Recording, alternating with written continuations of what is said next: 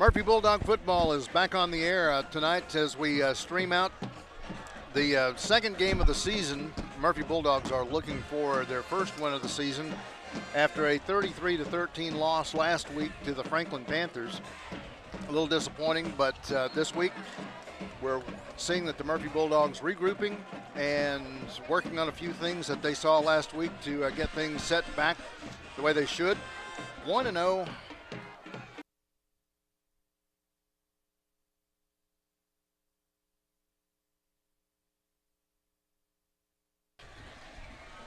So 1-0 or 2-0 for the for Heard County's Braves. 0-1 for the Murphy Bulldogs.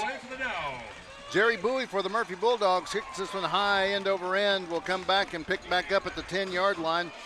Braves will return it and will get about 12 or 13 yards as crossing the field, Zay Moreland will bring this one back up. And let's see, placement of the ball at the 23-yard line.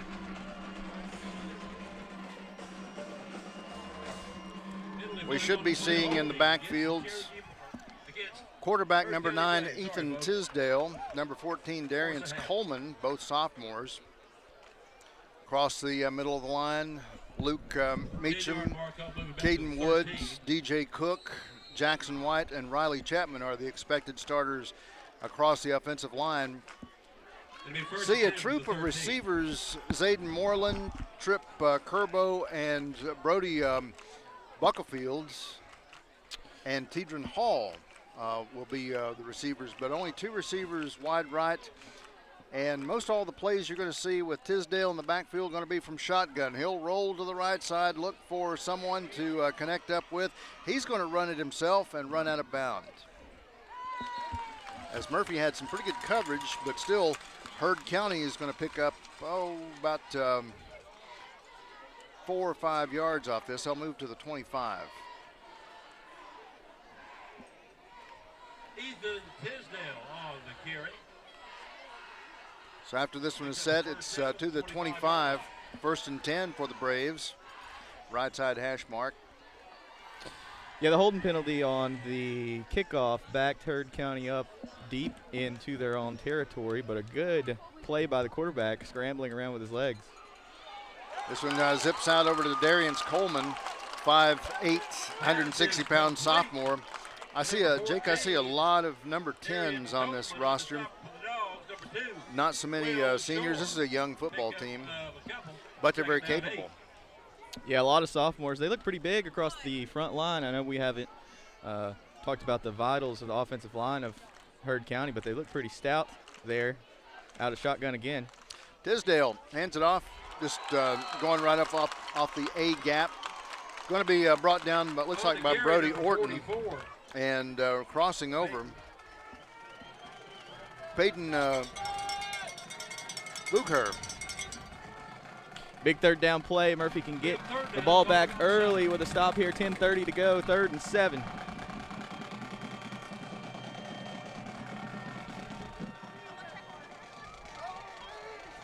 Ten and a half minutes remaining. Twins out to the right side, and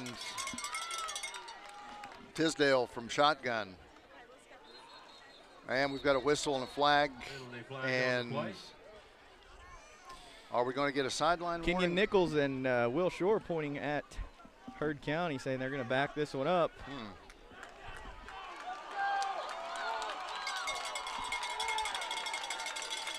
They are. Braves headed in the wrong direction here on the first drive. Gives you a little bit of breathing room if you're the Dogs on 3rd down.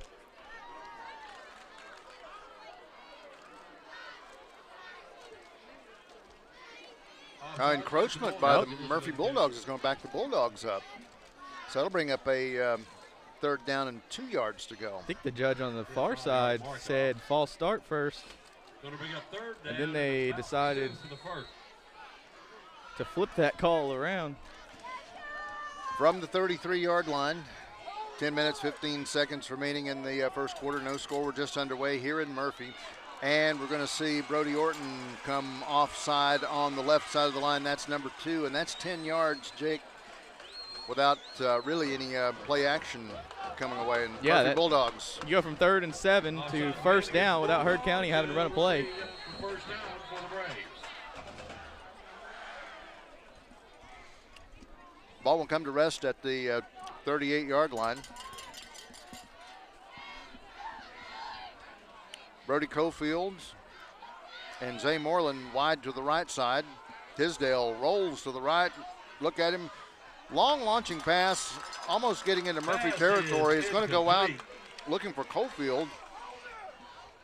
Just didn't get there in time. 2nd and 10 from the 38-yard line in Brave territory. Second down, 10. Yeah, the defensive line's doing a good job getting some penetration, making the Heard County quarterback use his legs and roll out, throw off balance on the run. No clean pocket thus far for Heard County, but we did see the Braves quarterback make a play with his legs and pick up a first down on the first play of the game. Got some clock issues here. Big surprise.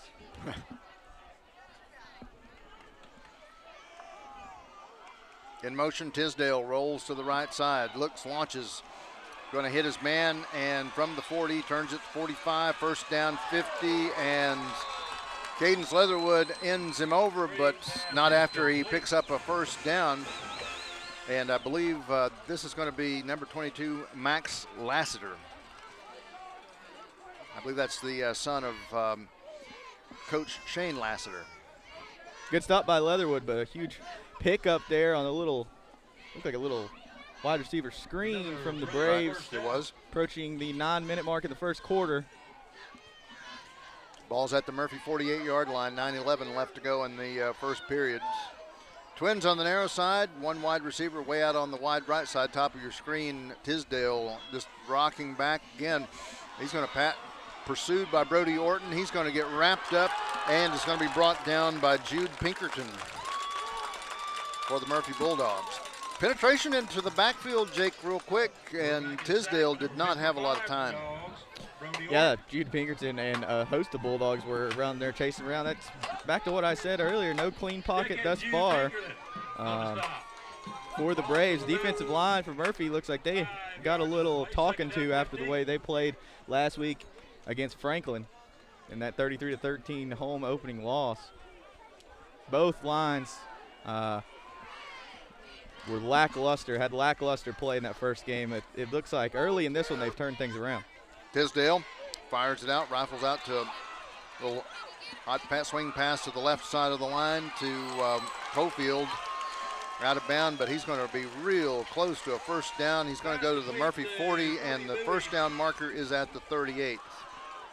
2nd and 2. Good job by the Murphy defense. I know they've given up some yards on this drive, but they're swarming to the football. They've got some energy that they did not have last week against the Panthers.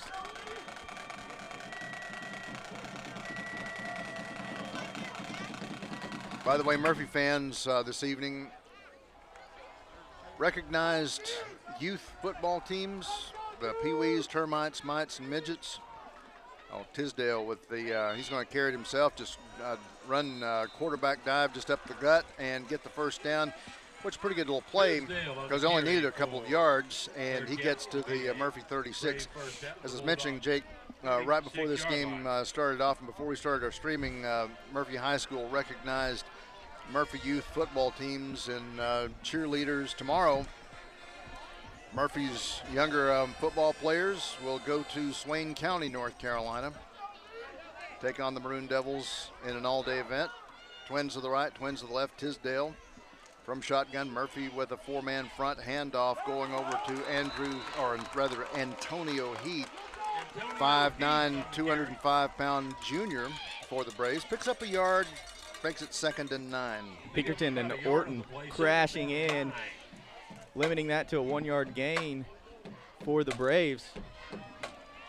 Seen the Braves in a couple third down situations, but they've been able to convert once thanks to just some mental lapses from the Bulldogs and penalties, and then once through a quarterback keeper. 2nd and long here, though.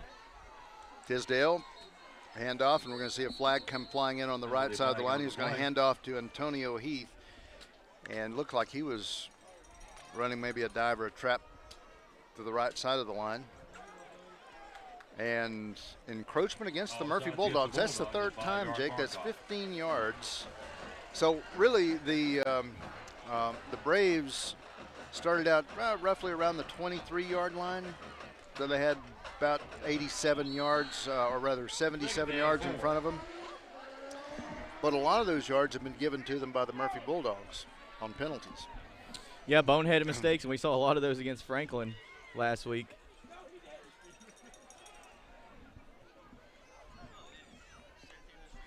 Tisdale rolls around, out wide open into the end zone, and hits his man, number 13, Zay Moreland. What a catch by Moreland, going up over top of Adam Cook, bringing that ball down. His quarterback just threw it up, and he said, I'll handle it from here. Touchdown, Heard County. They lead 6-0 over the Bulldogs here at David Gentry Field. 6:36 to go in the first.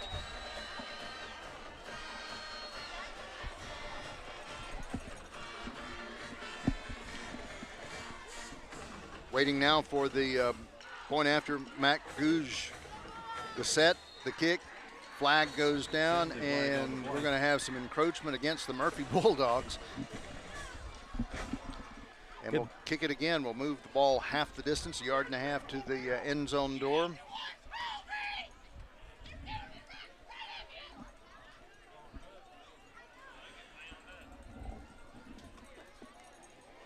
Let's see if they decide to kick it again or. Offsides against the Bulldogs. No, they're going to line it up here. Mac Gouge, who's 5'10", 165-pound junior. Thought they might accept that and maybe try to go for two early in this one.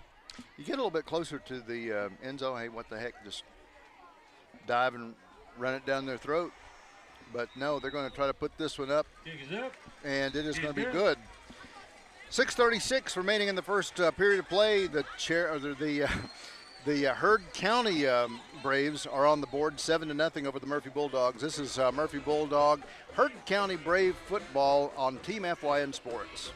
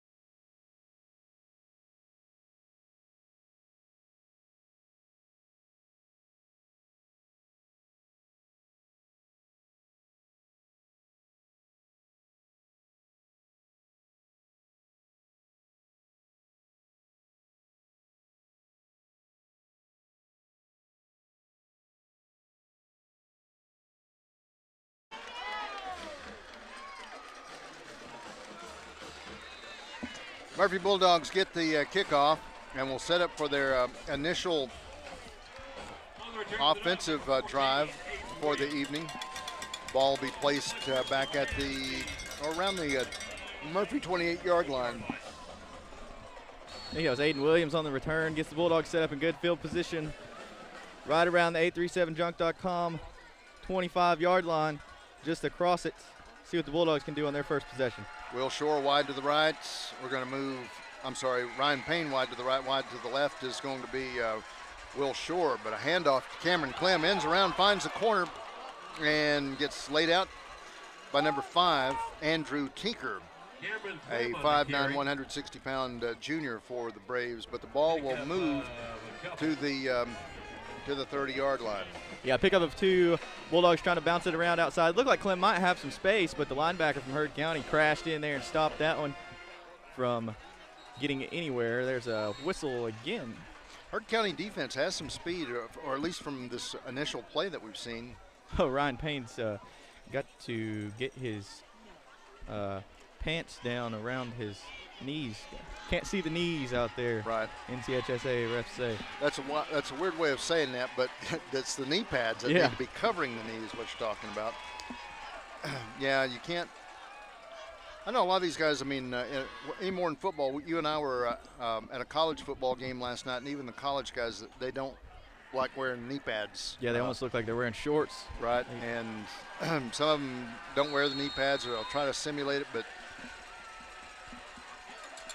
So Twins to the left side, Adam Cook and Ryan Payne, and Brady Grant passes the line of scrimmage, so he's going to have to carry it and run out of bounds. And I believe he might be really close to a first down, depending on where he stepped out. Yeah, Brady Grant this offseason, we saw his numbers when we did the FYN Sports Traveling Combine. He is quick, good lateral speed, quick short bursts. He is as good as they come. I thought they might open up the playbook a little bit more this year and let him use his legs. But as you pointed out last week, Brandon, there's you got to keep your starting quarterback healthy, and you want him behind your big guys. Right. 3rd and 1, handoff. Oh, here's Cadence Leatherwood. He's on his horse. He's moving. 20, going to be brought down around the 16. And Caden Leatherwood, the fullback, Darius Coleman got him behind him, finally caught up with him, foot race. But it's going to go out over to the 16 in Brave territory. Good run for Cadence Leatherwood.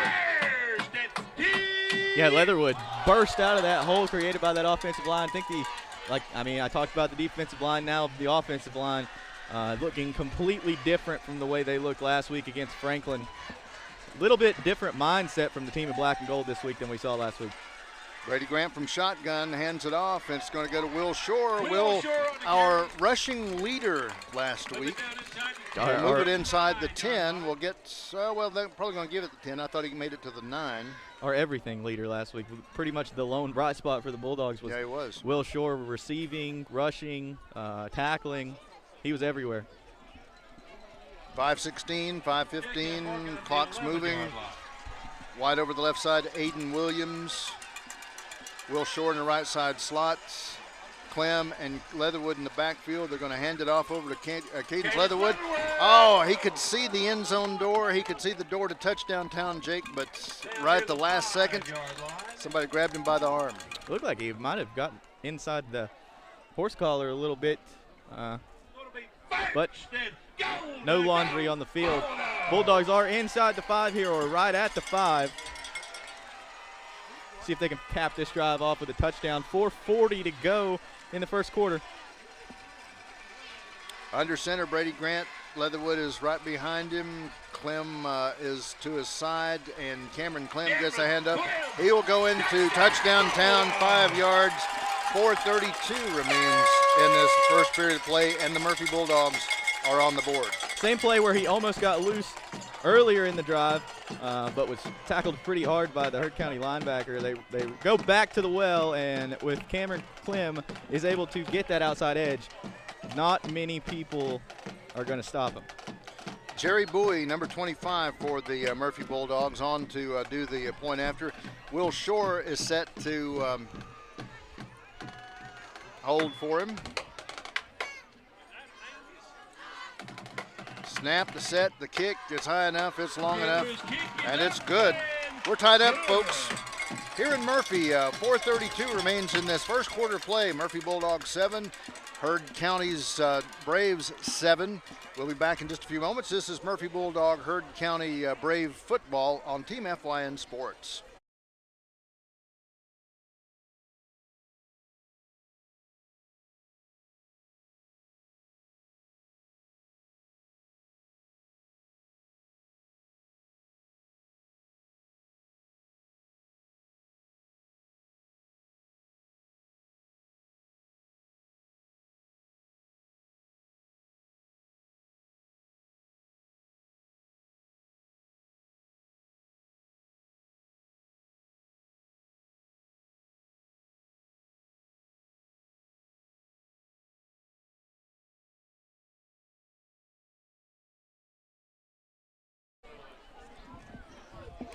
Fans, welcome back to Murphy, North Carolina. I want to say hello to our Heard County fans who are tuning in to us this evening, as it's a long trip. 3.5 hours, Jake, to Franklin, Georgia? Yeah, something like that. I know they dismissed school. Somebody was telling me they left school at 11 today. Jerry Bowie puts his foot into it, going back to pick this one up. Darius Coleman, he'll return it, touchback 20-25. There's going to be a penalty marker just off the Murphy sideline, and was there a holding call, or I was trying to follow the ball. I didn't see anything around it. I saw the flag come out. May have been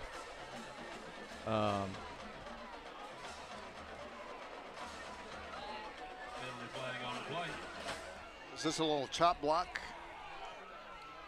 Oh, it's personal foul against Heard County. Yep.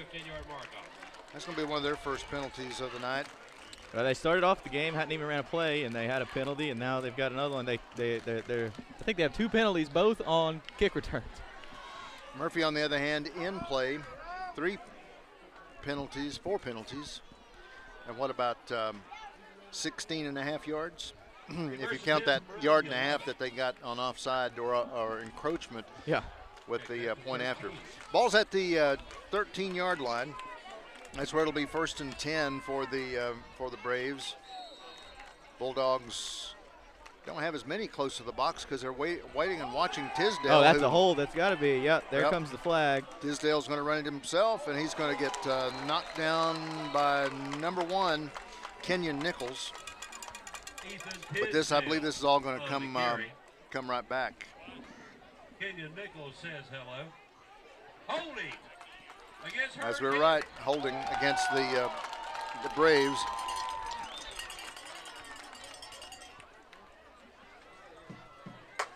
Braves quarterback is really good at making things happen with his legs. And I mean, that the play they scored on kind of moved around in the pocket, threw it up, let his wide receiver jump up there and mossed the Murphy D-back. Say they will try to air it out a little bit more here. They're backed up against their own end zone on the 6-yard line. You got to get this one snapped and get it out quick, or otherwise you're going to be down for a safety. But they do. They'll move it out, and that's something like out of WWE, a little suplex as Darius Coleman runs through. They pick him up and bring him to the ground. Ball will come to rest at the 11-yard line. Kenyon Nichols ready to hit somebody, as is Cadence Leatherwood. Will Shore, the Murphy defense, fired up today. They probably a little upset with that performance they put out last week. Heard County comes into this one 2-0, as you mentioned. They spread it out here. I'll let you call the play. Tisdale, we have twin receivers to the left, one to the right, and stoppage of play between with the officials. Yeah, there's a flag. I didn't see the flag. The only thing I don't like sometimes with False start, coming back even more. Murphy sometimes their players, if you recall, like Peyton McCracken, and now looks like Aiden Williams, a couple others have those gold shoes. I always think there's a penalty marker down, but ball's back over to the 6-yard line, brings up 2nd down and 3, 6, almost 17 yards. If I'm defensive coordinator Heath Curtis right now, I'm selling out, sending the house, hope my guys get in there. I don't know, you try to rush and hurry the quarterback, but he's elusive. Yeah, you're kind of right, because he's standing at the end zone line. Yeah, heels on the goal line. And that's where you'd really like to blitz. But I think Tisdale's a little too quick to bring him down and try to get a safety. Mike. Yeah, and we've already seen how good his arm is with that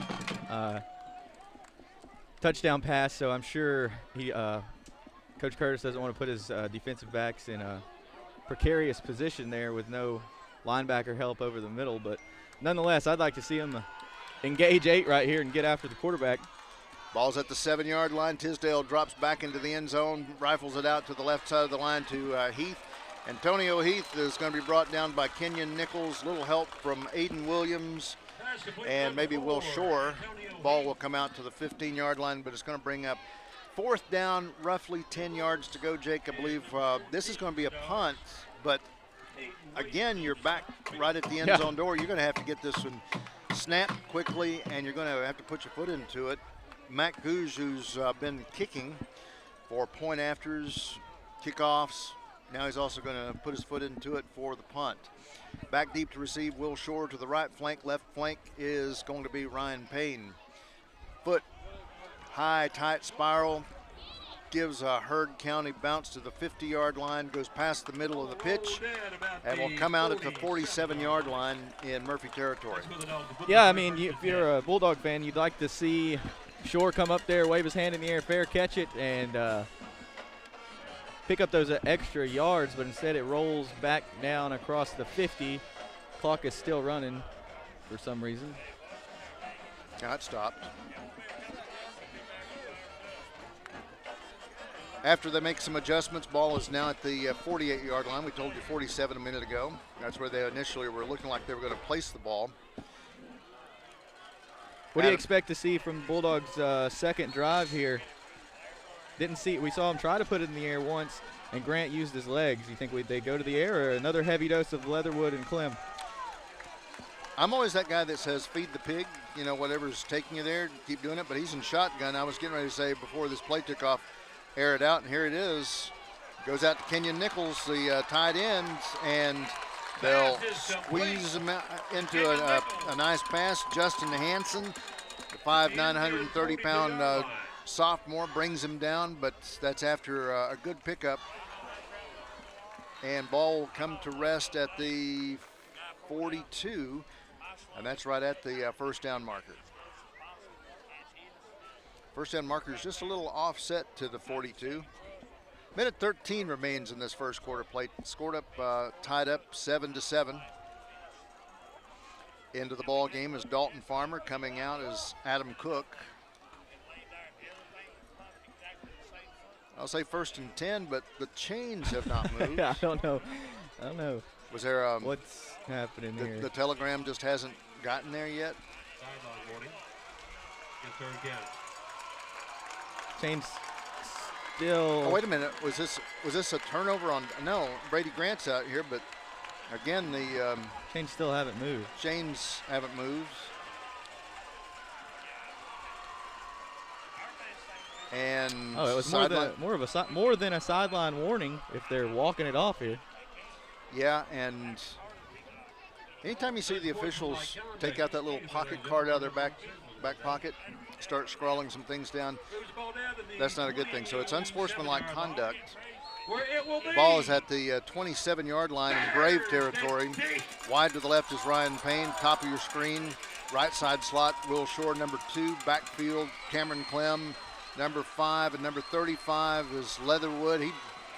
That's busted play, Jake, Yeah, because definitely. Cadence Leatherwood And Leatherwood. maybe running to the wrong side and runs into Brady Grant, and a flag goes flying. Leatherwood pours salt in the wound. I think he went the wrong way on the snap, and then is frustrated, pushes the Heard County Brave in the back, and all those free yards they just got, they're fixing to give them up again.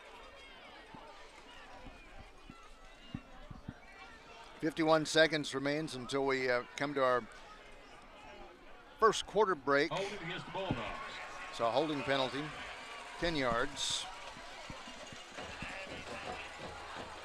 Ball will come back to the original line of scrimmage was Bring up first down to the over at the 27, but they're going to 22. mark this one back at the 40. So this is going to be 22, almost 23 yards.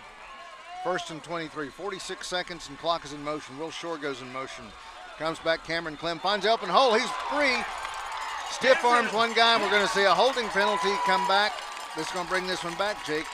On the far side of the line, I believe the Bulldogs wrapped up. Maybe Landon Lape or one of the others, like Jude Pinkerton. I couldn't catch it, and I'm sorry just to throw names out there like that, but 28 seconds to go in the first. Bulldogs not heading in the right direction. 6 penalties at least, Jake, in this football game, and now in these last couple moments, 20 yards of penalties. Plus, you had another 17. That's getting close to 40 yards of penalties in a very short space of time.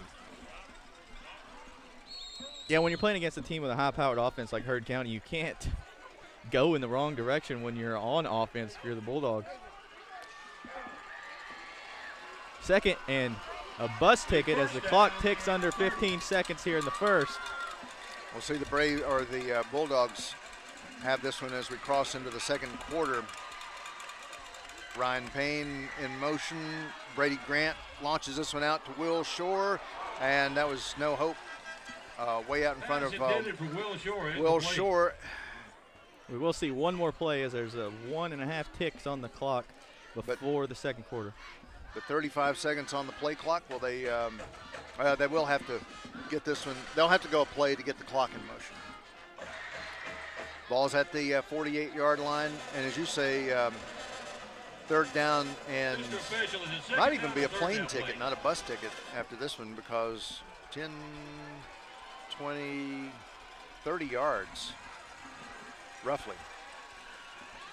Cadence Leatherwood is going to bust on through and get to the other side, but it's not to the original line of scrimmage. He'll pick up about 7 or 8 yards, get it to the 40-yard line. That's the end of the first quarter. At the end of the first quarter play, we have scores for Heard County, 7 points. 7 points for the Murphy Bulldogs. We'll come back. Second quarter play will crank up in just a few moments. This is Murphy Bulldog, Heard County Brave football on Team FYN Sports. In 1981, Reed Nicholson began selling tires out of an old barn in Mineral Bluff. Little did he know that he had just laid the groundwork for the most trusted names in automotive services in the Blue Ridge area. In 1997, Nicholson Tire Center became what it is today, holding the same values of faith, family, and great customer service. 2 locations to serve you, and the Blue Ridge location is currently expanding to offer fast service and the largest U-Haul provider in Georgia. Nicholson Tire Center, Blue Ridge, and Mineral Bluff.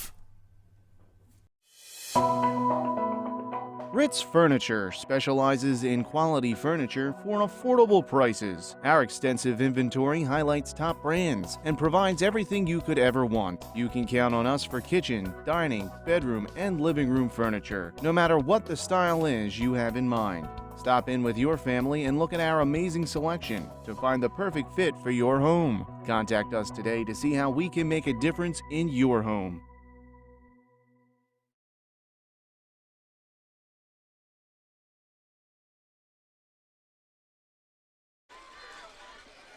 Murphy Bulldogs getting the football to start out the second quarter of play, 7-7.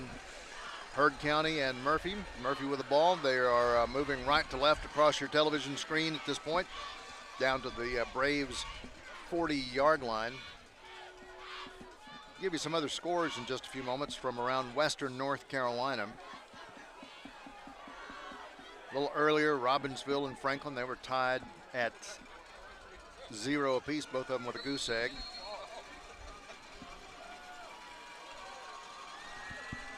No one back deep for the Braves. Dalton Farmer is going to put this one in the air.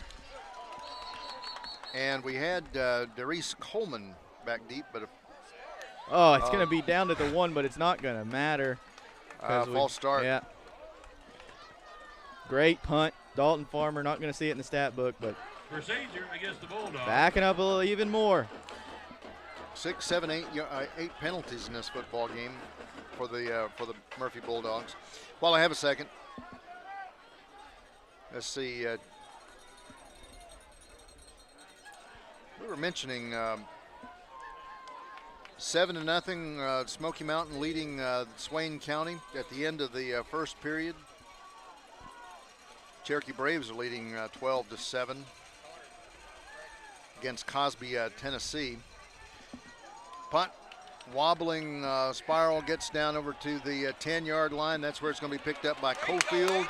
And he gets a little bit past the 10-yard line, but going to be snapped back, looked like by Aiden Williams.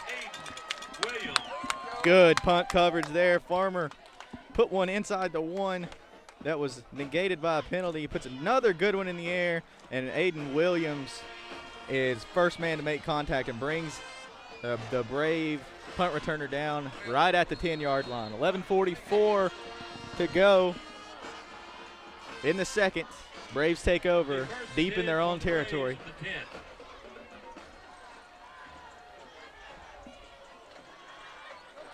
Wide out left side.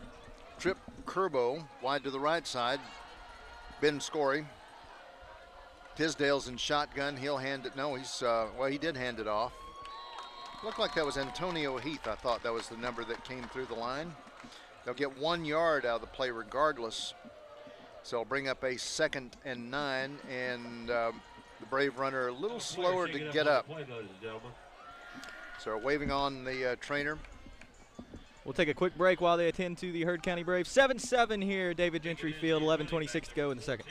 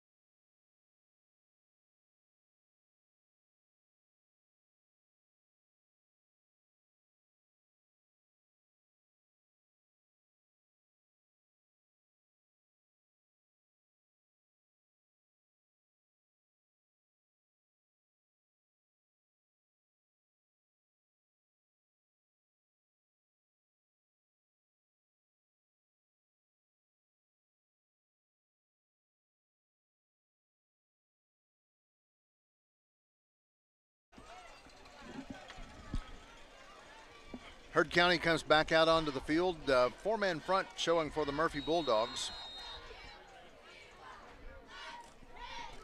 Tisdale is in shotgun. 11:21 left to go in the first half of play. We're in the second quarter, 7-7. Murphy and Heard County are tied. Tisdale rolls out to the left, has good protection. They plow the road for him. He cuts the corner and will get the first down. He was coming from the 9-yard line, 10-yard line. And so the first down marker was obviously at the 20. Touchback, get him to the 21-yard line. Or they'll put it on the 22. Hey, coming up for for Heard County's Braves, might get a little tougher next week, Jake. Bowden County, did you say state champions? Yeah, the Bowden Devils, always a powerhouse. And then after that, Haralson County with Tallapoosa and Temple, Georgia, and Darlington and Rome and Bremen down into October, and Model and Pepperell. I like these names from Georgia. I think Tisdale with the keeper picks up, moves to the chains. Again, Tisdale has been dangerous with his legs. Bulldogs can't figure out how to contain him when he gets around the outside. I think also studying the stats and data from last week, Tisdale had 100 yards passing, but then rushing, I believe also he was a good contributor. Trying to see where that was, but Tisdale actually 40 yards. It was Seth Douglas who led the team last week, 80 yards, 1 carry. Coleman on the carry, picking up a couple, second down 8. First down play, they give it up the gut, and the Murphy D-line swallows it up under the 10-minute mark here. 9:50 to go in the second quarter. Braves trying to put a drive together, cross midfield. Cofield is wide to the right along with Moreland, dropping back a little hot pass to the right, a little swing pass going out, and threw his hands out over to Brody Cofield. It's in and out. That's really been their bread and butter. If they've had big plays or needed to convert, they've went to that swing pass or a wide receiver screen, something short on the outside, and then they just let their athletes go make a play. Big third down for the Bulldogs defense here. Offensively, Heard County, you need to convert here. 7 yards to pick up the first. Tisdale. Getting a few more indications. We'll look for the signals to the sideline. 9:43 and time has stopped. He'll roll to the right side, slowing some play action. Oh, intercepted. It's going to be picked up by number 14, Aiden Williams, and they do say yes, it is a pick. have a game. Aiden Williams, what a first half from this guy. He makes the huge play on the punt return. He gets Heard County down inside the 10-yard line, reads the quarterback's eyes like a book, dives in there, shows off his athleticism, and picks off the Heard County Brave pass. You can hear JR coming through the microphone. 1st and 10 Bulldogs starting out in Heard County territory. What a play from number 14, Aiden Williams. Kind of a bit to bring back up the spirits of the Murphy Bulldogs if you're a Bulldog fan. Wide to the right is Ryan Payne, Cadence Leatherwood, and Cameron Clem in the backfield. They'll move Kenyon Nichols and Will Shore to the right side. From under center, handoff to Cameron Clem. Has good protection to the right side of the line as he rolls through and has Landon Lape clearing the way for him on the right side. And we'll pick up about half the distance to the first down marker. Pick up a 5, Jake. Yeah, good cutback from Clem. Quick on his feet because his hold diminished quickly. Had 2 Heard County defenders bearing down on him, but a quick cutback, juke move. He gets it up 2nd and 5 for the Dogs. 9:05 left to go until halftime. Still 7-7. Brady Grant for the Bulldogs under center. Will Shore in motion. Going to hand it off up the gut. And I think about half the players were looking. They were thinking that the ball was going in a different direction, but no, it was Cadence Leatherwood just under the bushes and made it almost to the first down marker, but a penalty marker is down at the 38. And this one's going against the Heard County Braves, a face mask. Against Heard County. I'm guessing they may have pulled on Cadence Leatherwood's mask as he went through. 34-yard line. 1st and 10 Dogs from 34. Murphy Bulldogs going to be on the road next week. We'll talk about that in a second with West Henderson's Falcons. We'll try to monitor that game. Ryan Payne wide to the left, Adam Cooks inside. Will Shore is in motion, coming back, handoff. Will Shore jets to the left, gets to the 30, down to the 25, inside the 25 to the 30 or to the 23, and that's going to be plenty enough for a Murphy Bulldog first down. Yeah, nice, quick, elusive speed from Will Shore. Moves it up across the 837junk.com 25-yard line. And with 8:30 to go, the Bulldogs are threatening. One thing about Heard County, though, they may give up some yards, but they are going to hit you. Either way, win or lose this ball game, the Bulldogs are going to know they played Heard County because they are coming in hard, running downhill to make that tackle. Brady Grant hands it off to Cameron Clem. He stops, fumble, and Heard County going to pick this one up, run back with it, and they will step out of bounds. So an interception, 1 point. Cameron Clem has the ball pop out of his hands. Heard County has recovered. And it falls back to Heard County, different territory. That ball bounced around quite a bit before the Heard County defender ended up with it. He picks it up and advances it up to the 23-yard line. So just like that, Heard County Braves look like their defense is on their heels, come up, punch the ball out, fall on it, and with 8:05 to go, they've got new life. 1st and 10 from their own 23-yard line. Moreland. Right here, I would take a shot, Brandon. If I was Heard County, I would go deep. You just see how far you can get it, or if you can make it. Yeah, you just turn this game on its head with the turnover. I still, even on 2nd down, I think I would take a shot. I would air one out deep and let my athletic wide receivers go up and get it. Tisdale slips. I didn't walk the field. We had a nice rain that came through earlier today, and it was pretty heavy. But yeah, it's dry out there, though. I was down there. Did you? Pre-game. Okay. It's dry. That was just an inadvertent slip, not caused by the weather? Field conditions, yeah. Okay. Well, now it used to be here at this field, you'd see ponding down in the end zones, but not so much anymore. Handoff just goes right up the gut and across the way. It looks like number 51, Landon Lape, is the guy. Bulldogs say the ball came out, and they did. They did get it. So is that Landon Lape or is that Cameron Clem or who? Landon Lape who fell Landon on it? Lape fell on it, comes back with it, and in 4 plays we've had 2 turnovers. It goes, three turnovers. This will be the 3rd. Well, in 3 plays, I know we've had 2 fumbles, not counting the interception from the Bulldogs earlier, but So they've come almost a minute apart. 9 minutes exact. Aiden Williams gets the interception. 8:05. Cameron Clem fumbles, and then Landon Late from Murphy recovers this one. Handoff just up the gut, and the Murphy Bulldogs going to see Cameron Clem go through and get within a couple of yards of the first down marker. second and 4 for the Dogs. And momentum swings have come quickly in this game. Dogs can take the wind out of the Heard County sails here with a score.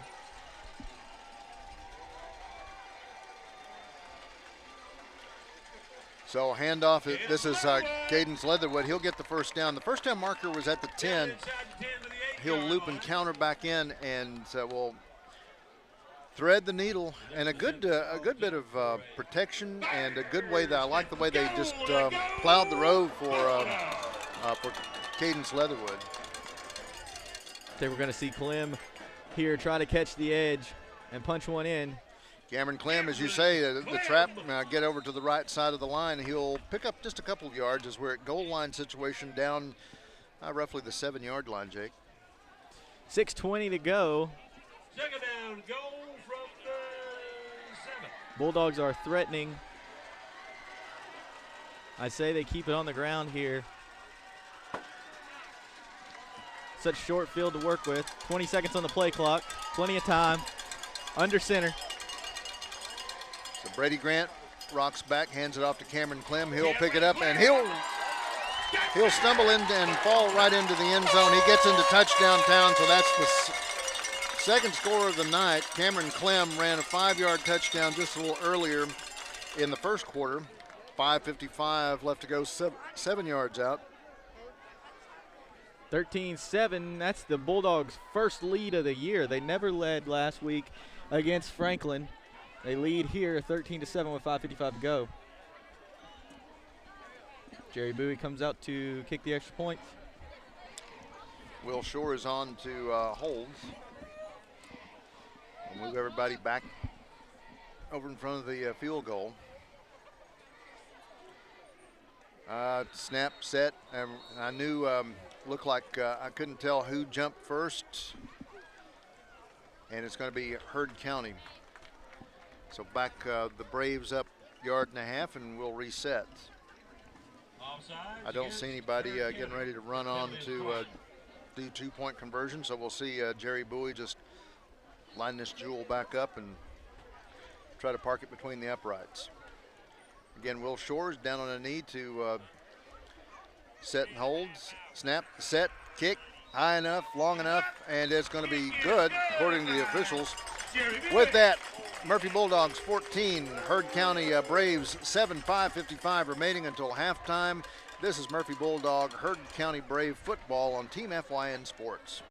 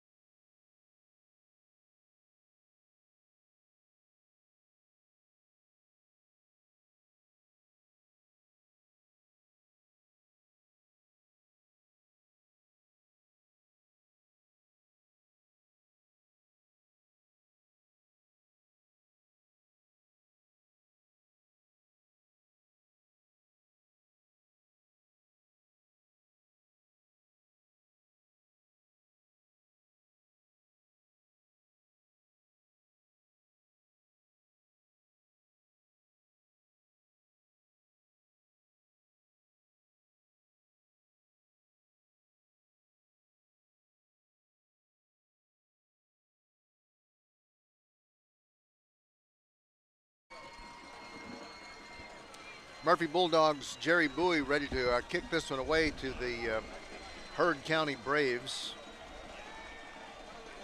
They're back deep at there on the 15-yard line. This one's going to roll on back and be picked up by Brody Cofield. He'll return it, a pretty good return, as it gets almost to the 40-yard line. Looks like it's going to land around the 38, so about 25 to 28 yards on the return, Jake. Sets them up in pretty good territory. Not bad. 30, their own 37-yard line, 38-yard line to start the drive. Murphy defense came away with the turnover. Well, 2 turnovers last 2 times they were out. The interception and then the fumble recovery. Fumble recovery, I couldn't even see from up here. All I saw was the boys in gold pants get up and start pointing the other way. Right. Moreland's wide to the right side. Tisdale going to hand this one off, and it goes through Pope Phillips. We're getting some new faces, but a flag in the backfield right behind Tisdale at the 36. Holding call is going to be called by the officials. So it's going to be 10 yards back. Take Heard County back at least to the 28-yard line. Yeah, as many penalties as the Dogs have had tonight, I'm sure they like that one going in their favor. Well, one thing the officials are doing this evening, getting a lot of exercise with their arms and elbows. Yeah. Heard County, they're going in the wrong direction right here, but offensively, aside from the turnovers, they've played fairly well, moved the ball well, with some help from the Bulldogs. Almost got some more right there. Kenyon Nichols right to the tangential point of the line. Handoff going out to the left side of the line. Looks like Seth Douglas, the leading rusher from last week, had 80 yards. Brody Orton jumps on him, and second long with 5 minutes to go.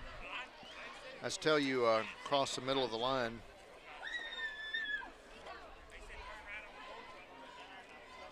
J'Anthony Gooden is on the line. Brody Orton, along with Jude Pinkerton. Hope Phillips on the carry. Tisdale in shotgun. About every play he's made has been from shotgun. Being pursued by Cadence Leatherwood, hits his man, number 12, Ben Scory, and will go out over to the Murphy 36-yard line, but another flag in the backfield right at the line of scrimmage. In the area of holding. And it is. Good job by the Heard County receiver, though, finding the soft spot in that Murphy defense, but 2 back-to-back holding calls on that Heard County offensive line has the Braves backed up with second and forever. First down marker, let's say it this way, Jake. First down marker is at the Heard County 48. Ball is at the 20. You can do the math. 14. The lovely Maroon Devils, 0. So it's like roughly 28 yards. 4:30 to go. Clock is rolling. You've got second and forever. Or your Heard County. You want to try to.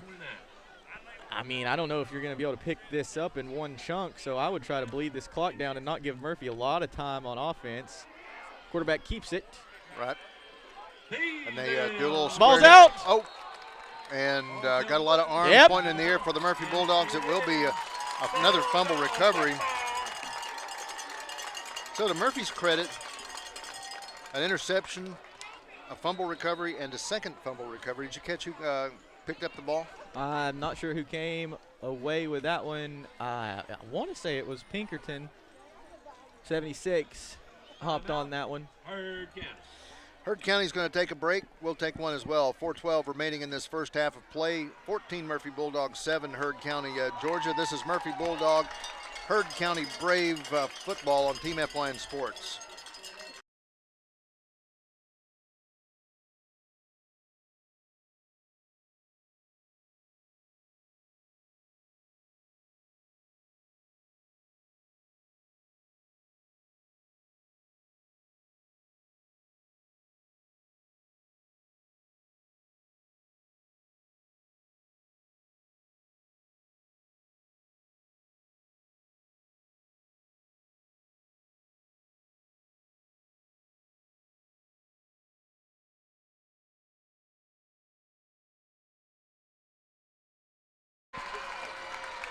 (14-7) Bulldogs lead. The fans here at David Gentry Field are on their feet. Student section is on their feet. Dogs have it in Heard County territory. Students all in safety vests. What's that about? I think it's neon night. Is it? For the student section. Yep, Grant under center. Clem curls back, runs it up, left B gap, and Almost get a first down. Yeah, stumbled and bumbled and bounced around some would-be tacklers. Gets it up and does move the chains. The official makes the signal. Ball comes to rest at the 17-yard line. First and 10 for the Murphy Bulldogs.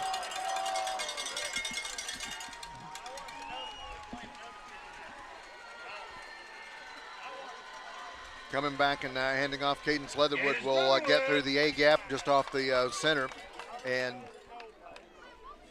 picks up about 4 yards. Bring up like 2nd and 6. Ball will be roughly around the 13-yard line. First down marker is over at the 8. 3:20 and the clock is ticking.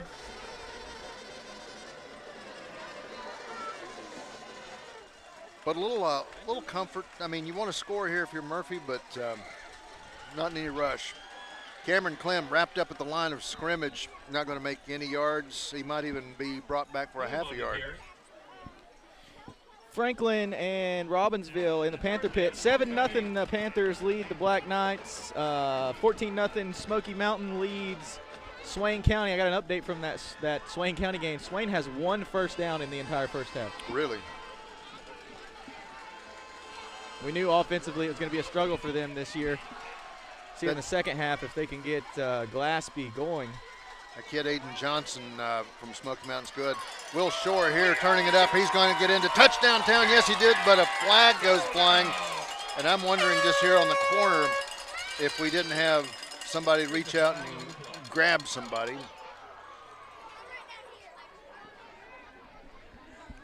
I know that it's a dead ball and the clock is still running. Either Landon Lape or Adam Cook may have been guilty of a hold. Let's see.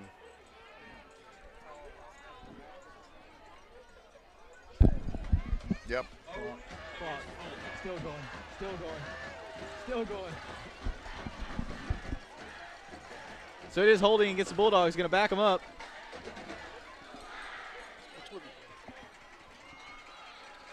Anyhow. Minute 43 as we've lost 40 seconds. I would say a minute at least just ran off the clock. Brady Grant under center. Cameron Clem gets the handoff. They almost run into each other, but here to the 10-yard line, probably be in the 9. 10 to about the 9-yard line. Got to get it to the, what? 2 yards short of the first down. To the 8 for a first down. Brings up 4th and short. I'd go Cadence Leatherwood right up the gut. Let's see what they do. See if he stumbles forward for a few yards. Cameron Clem and Cadence Leatherwood in the backfield. Will Shore is set on the left side slot. No wide receivers. They'll shift everyone from Gooden, Nichols, and they almost moved on the right side of the line. But what a play by the Cameron Heard County Clem. defensive line, getting in there and making the stop. Turnover on downs for the Dogs. Heard County defense lives to see another day. That's twice that the Bulldogs have been threatening, and they've either turned it over on downs or we've seen a fumble end up in the hands of the team in white. I couldn't tell if that was on which side. I want to say that was like Jackson White Jr., or he's a junior, or Logan Palmer that came in and just made that whole play collapse. 50 seconds even left to go here in this first half of play. 14-7, Murphy Bulldogs leading, but Heard County Braves have the ball, 1st and 10 from their own 13. Good run around the left side by the quarterback. Right. We'll see if they mark him out of bounds. Tisdale on the carry. Yes, they will stop the clock. So Tisdale got out of bounds probably, and then they're going to move the chains for the first down. I see a first down and picked up by Tisdale. Moves the ball up to the 23-yard. Yeah, clock still stopped. They did say he did get out of bounds. Yeah. So with Hadley wide to the left side of the line, 3 receivers to the right. Tisdale in shotgun. He'll drop back. Taking a Lost shot. A long one, and this one almost into the reach of Adam Cook from Murphy, intended for number 8, Bradford Hadley. Almost looked like it was intended for Adam Cook. Almost. But overthrown at that distance, not too bad. I mean, I think he just wanted to show off his arm. That was 44 yards in the air. Just happened to be looking over at the Heard County 10. Are they watching us on the big screen over there? No, they've got Huddle pulled up on their sideline so they can. They can watch what's going on. Yeah, 36 ticks to go. That's neat, though. Tisdale rolls to the left side, looking. He's going to carry himself. He's going to run out of bound to stop the clock at 32 seconds left to go, and we'll pick up 5 or 6 yards. Get ready for that 50-50 number. It is. Oh, sorry, about 3 yards. 170. 124, 170. Jake, right at the half, promised a little time to our cross-country team. They won. At least the ladies won in the Tri-County Early College meet this past Wednesday. Sure, stay tuned at halftime. We'll have an update from the cross-country team. We'll take a short break, and then when we come back, Brandon will have an exclusive interview with the ladies. Timeout taken by Heard County. 32.2 seconds to go. 3rd and 7 on the 26-yard line when we come back.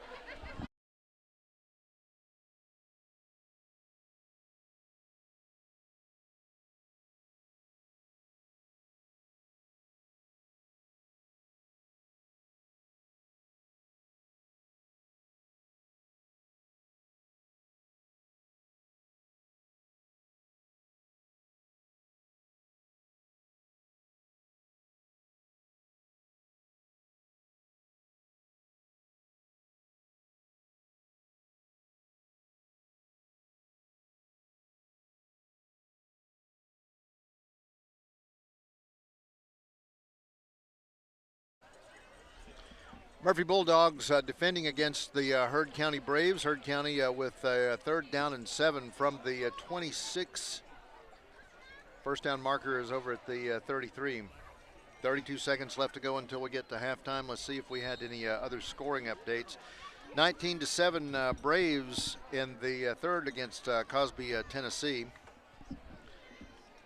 Tisdale rolls out to the left side, almost gets caught in traffic, but hits his man just inside. He had his tiptoes inside in the bounds, and will get to midfield at the 50.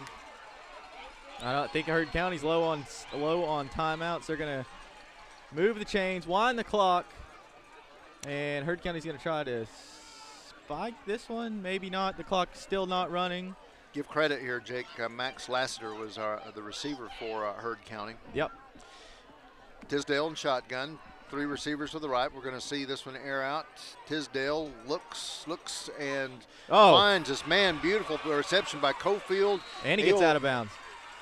Now, earlier, the question for me is, like, if you were Heard County, man, should you always pretend that you're under 50 seconds left to go in the quarter and play like this? Because you're moving the football.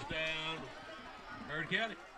Yeah, it's a conversation all the time. Offenses look like they do so well in 2-minute drill in the high school, in college, in the NFL, and it's like, why not just go all the time? Heard County all the way up inside Bulldog territory at the 26-yard line.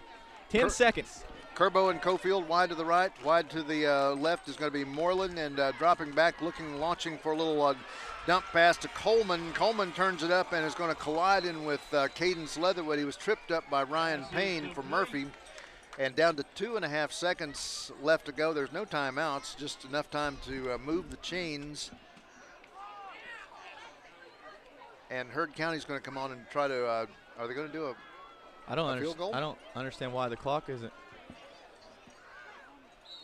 I don't understand. Why it isn't running? Because it's been running for the past half hour. Okay, Heard County did have 1 timeout left, so they did take it. The official just never called it. We'll take a quick break. We'll be back. 2.4, and we're going to see a Heard County field goal attempt when we come back from the break.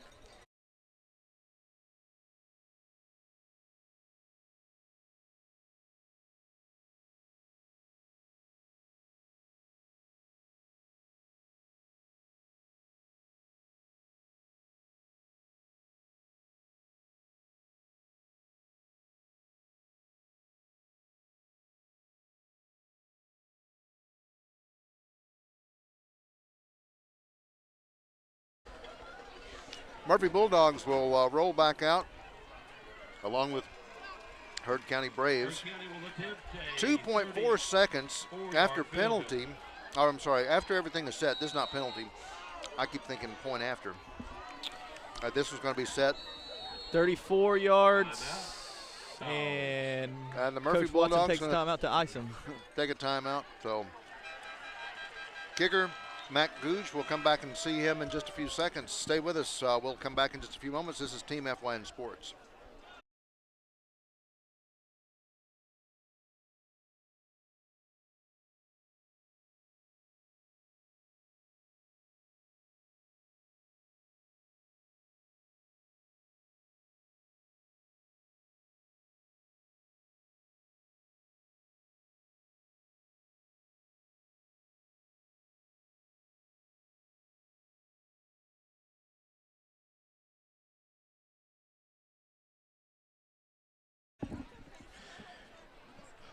Heard County will come out and line this one up, and the ball is going to be placed roughly around the 24-yard line. That's going to make it a 34-yard attempt, almost a straight-on attempt on to hold Trip Kerbo.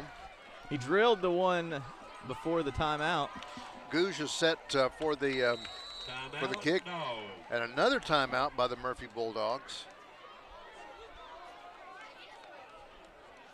And we'll take another break as well. Come back in just a few moments on Team FYN Sports.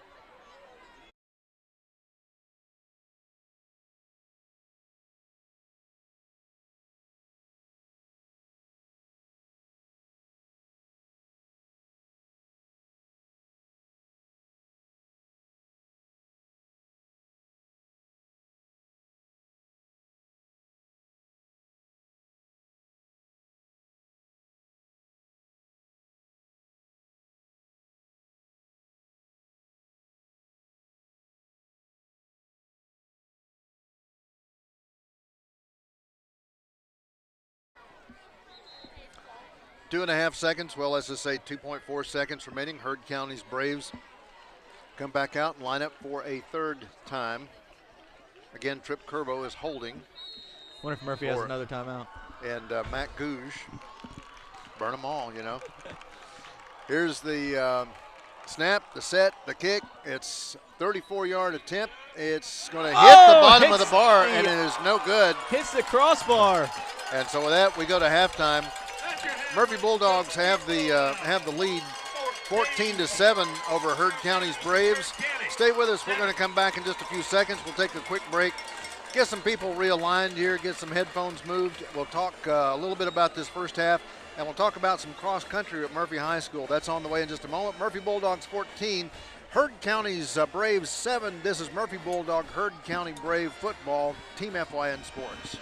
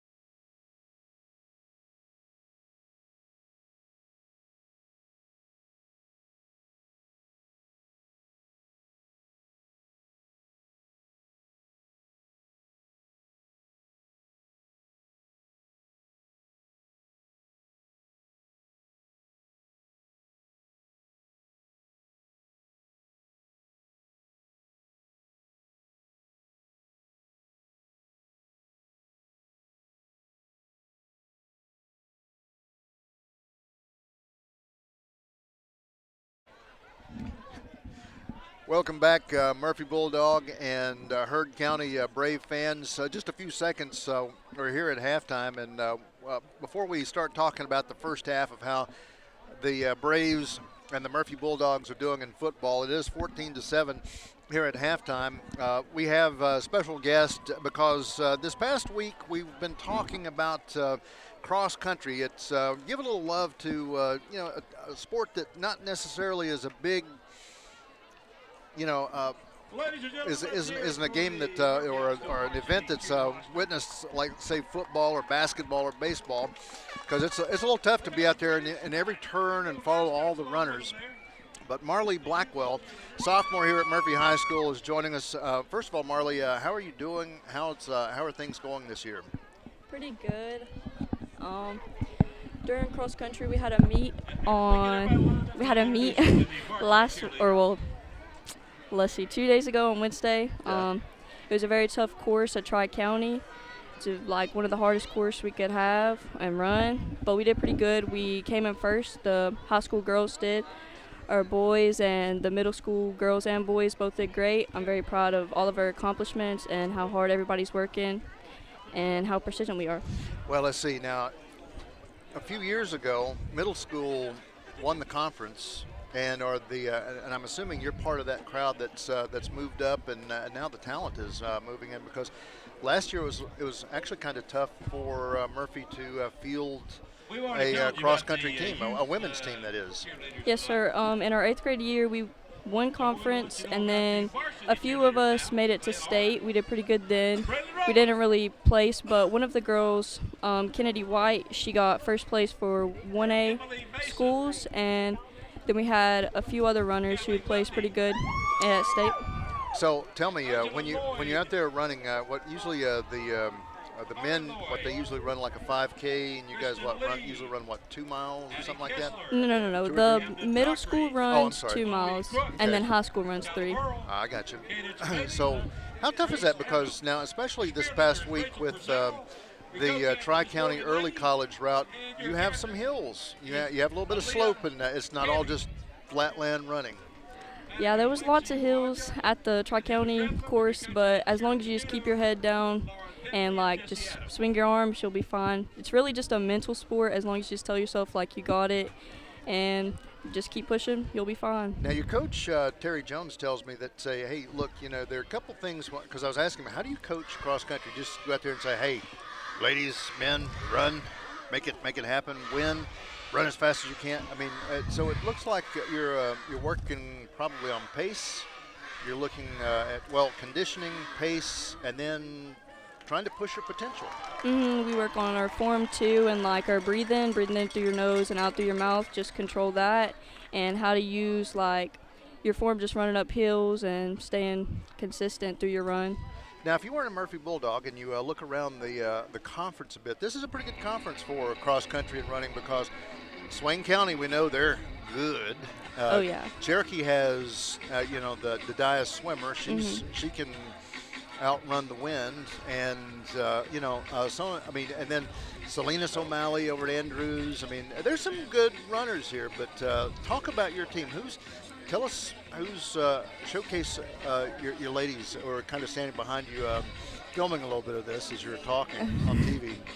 So for our high school girls, Kennedy White, she's usually our lead runner. She usually comes in first for our team. She's really good.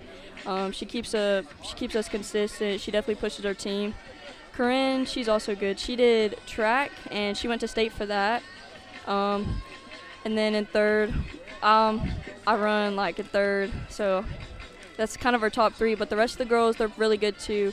They all work really hard and push themselves. The girls standing behind me, they're part of our middle school team. They pushed themselves too. They're really good. Now, don't leave the guys out here, because Jake Miller and Grayson and some of these other guys, I mean, they how well did they do? They're good too. Jake, he's definitely a leader. He keeps us in place, and he pushes us to do what we're supposed to. He also pushes himself, and he's really good. Braden Edwards, he's also another good one of our runners. He's been pushing himself. I think he got a PR at our first meet this year, actually. So he's been working hard. The rest of the boys are good. They all push hard. It's like the rest of our team. Well, let's see. We're just a couple days into the school year. Are you having fun in high school? Yeah, it's pretty good. My teachers and my classes are pretty good. I like seeing the freshmen in the halls, greeting them, welcoming them. So let me ask this, just some personal questions here. So when you finish high school, what are you working towards, or what do you want to do now? I mean, right now, because obviously ideas and themes can change with where you want to go to school and what you want to do with your working career and that sort of thing. So what would you do if you, where would you go to school? What would you want to do? I want to be an accountant, but I want to go to. Really? But I Wow. want to go to South Carolina. Math is like my strong suit. I'm really good at math You can and find numbers. the area under the curve and the secant squares Yeah. and all that good stuff. Okay, I Yeah. got you. All right. Well, the next meet that you have is going to be this coming Wednesday, and I believe you're going to be in Cherokee. Is that right? Yeah. Okay. Well, how tough is that course? I'm not sure. I didn't run last year, but from what I hear, it has a few hills here and there. Gotcha. And yeah. And of course you want everybody to come out and cheer you guys on, right? Yes, sir. Okay. All right. Well, Marley Blackwell, good luck, you and all the Murphy Bulldogs and everybody else in the Smoky Mountain Conference in track and cross country. But thank you for joining us. And, well, right before we go, you got to say, go Bulldogs. Go Bulldogs, and thank you for having me. All right, stay with us. We'll come back in just a few seconds. Again, halftime score, it's Murphy Bulldogs 14, Heard County 7. We'll be back here in Murphy with second half of play, and we'll talk about the first half in just a few moments here on Team FYN Sports.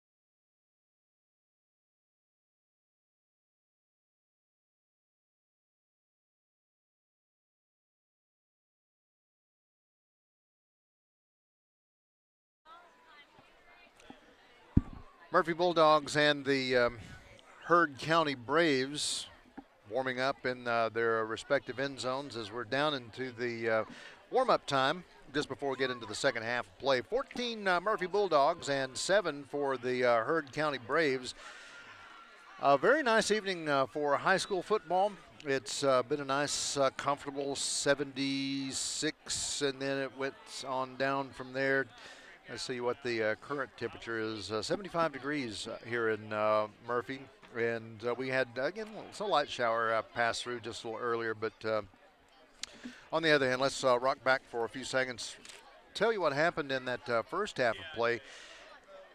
6:36 as the initial kick went to the Heard County Braves. They took their time marching the football back up the field. Tisdale took a nice 31-yard pass to Moreland. Goose put up the point after, and Heard County Braves took the early lead 7-0.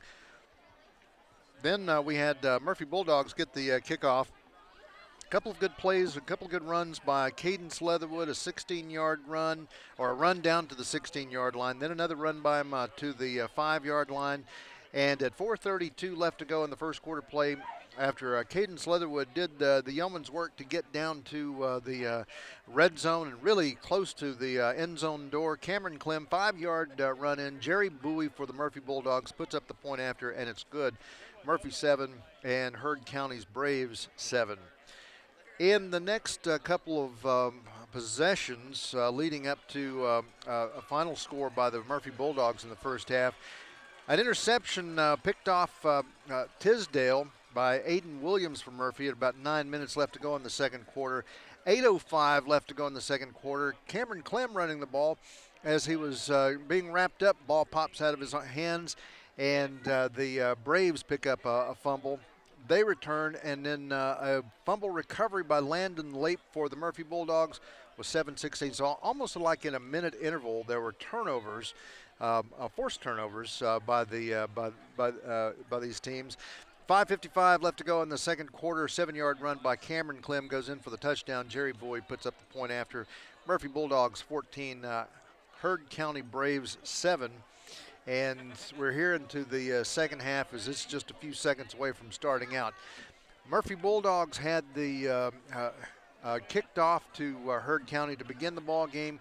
And now to begin the second half, Heard County Braves will kick off to the Murphy Bulldogs. Bulldogs finally coming out, getting back to the sideline, and it's time to play some football.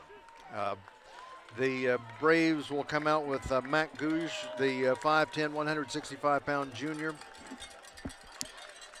to kick this one away. 40-yard line from left to right across your screen, and we're just about ready to go. So in this first half, seeing some good play to move football with Heard County. The Murphy Bulldogs, a lot of penalties that gave a lot of yardage to Heard County, but then they've also shot themselves in the foot with a lot of holding penalties, and penalties littered the field there for a little while in between these teams, but not necessarily like something that comes around and it was really just, again, the mistakes of like being offside, encroachment, or getting holding.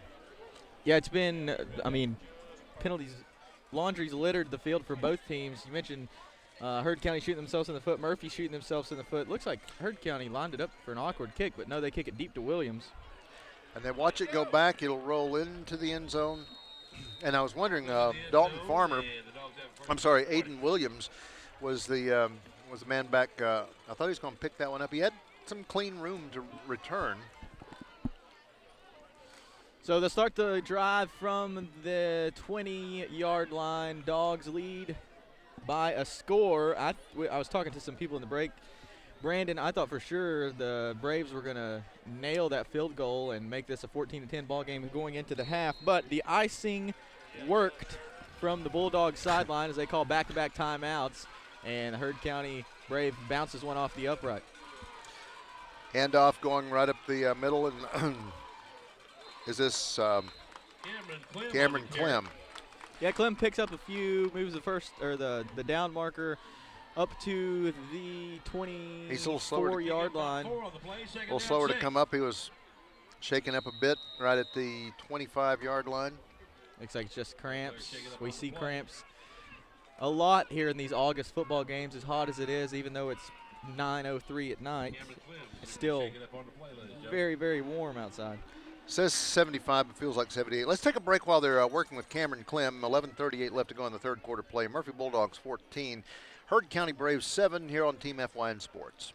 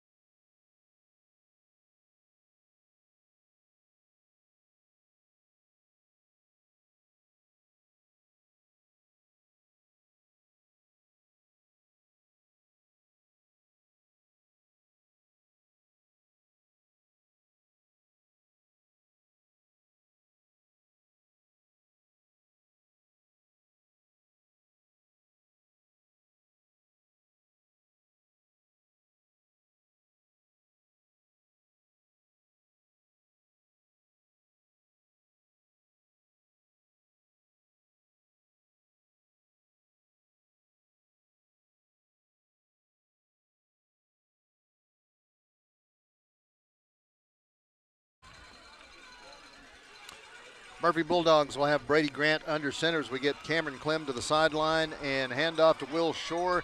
He's trying to end around. He's hesitated for just a few seconds, and that was just enough time for the Heard County Braves number 33, Justin Hanson, to come in and just cap off Will Shore's run. Will Shore on the carry. Shore Yeah, shaking Shore. up. He seems to be shaken up on the play. Third down and 6. So he stops for a second, and while we have a moment, Jake, let's just tell you a score right quick like. Man, Smoky Mountain High School over in Bryson City having its way with the Swain County Maroon Devils, 21-0 over Swain County, 9:57 left to go. And now it's 23-0 Franklin leading the Robbinsville Black Knights. Those are two score updates that we have.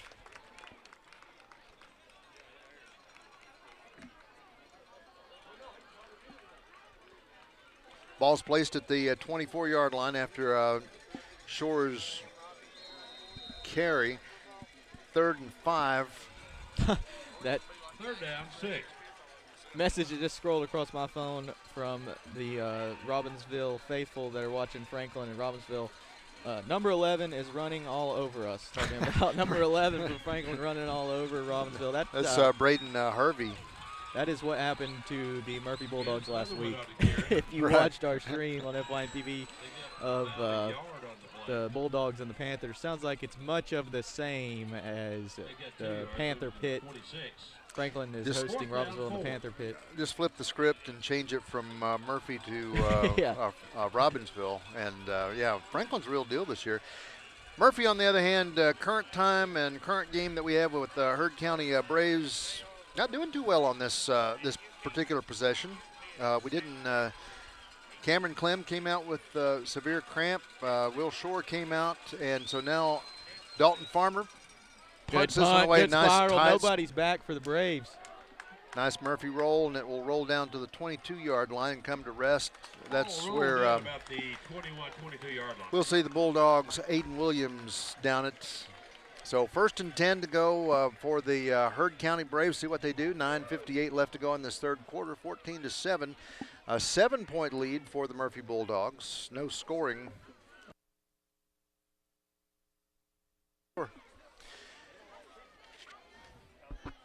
No scoring since the 5:55 mark of the second quarter.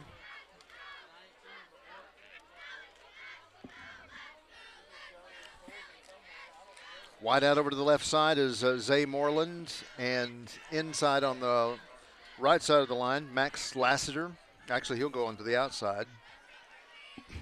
And a handoff from Tisdale, but into the backfield, man alive, Landon Lape lights up the runner. Coleman. Loss of yard, maybe. No, they come right back to rest at the line of scrimmage. Ball will remain at the 22, 2nd and 10 from this point.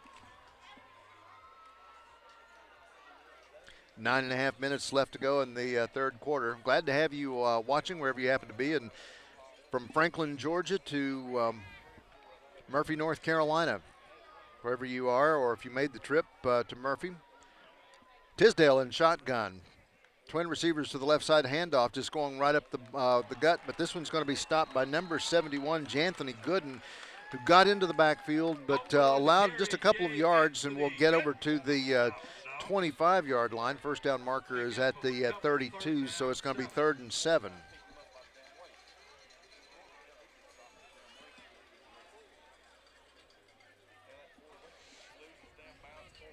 More running this in the scheme this time around. Tisdale from shotgun wide to the left side is Bradford Hadley, and a couple more receivers out with him. In the backfield, Antonio Heath. No, I'm sorry, that's not Antonio Heath. Darius Coleman, and pass is intended for Moreland. Number 13, Zay Moreland. Brings up a 4th down and 7 to go from the 25. 8:28 left to go in the third quarter play. Ball again resting at the 25.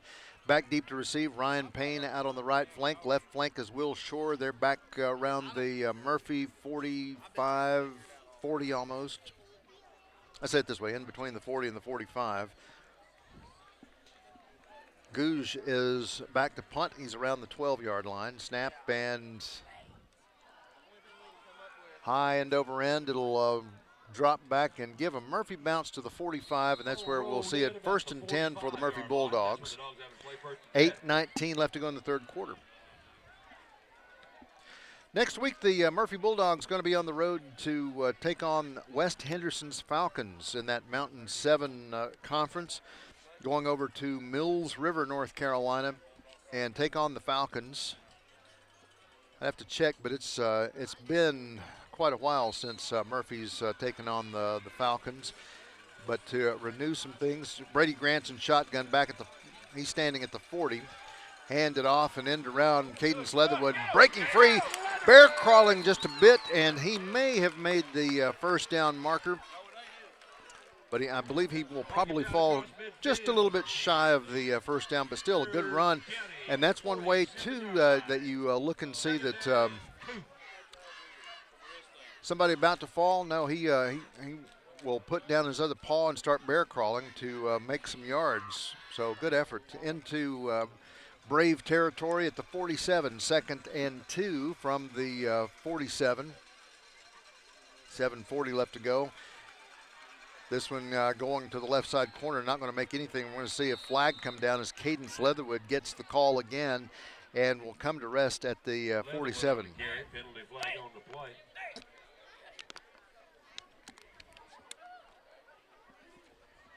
I didn't catch a penalty on this one, but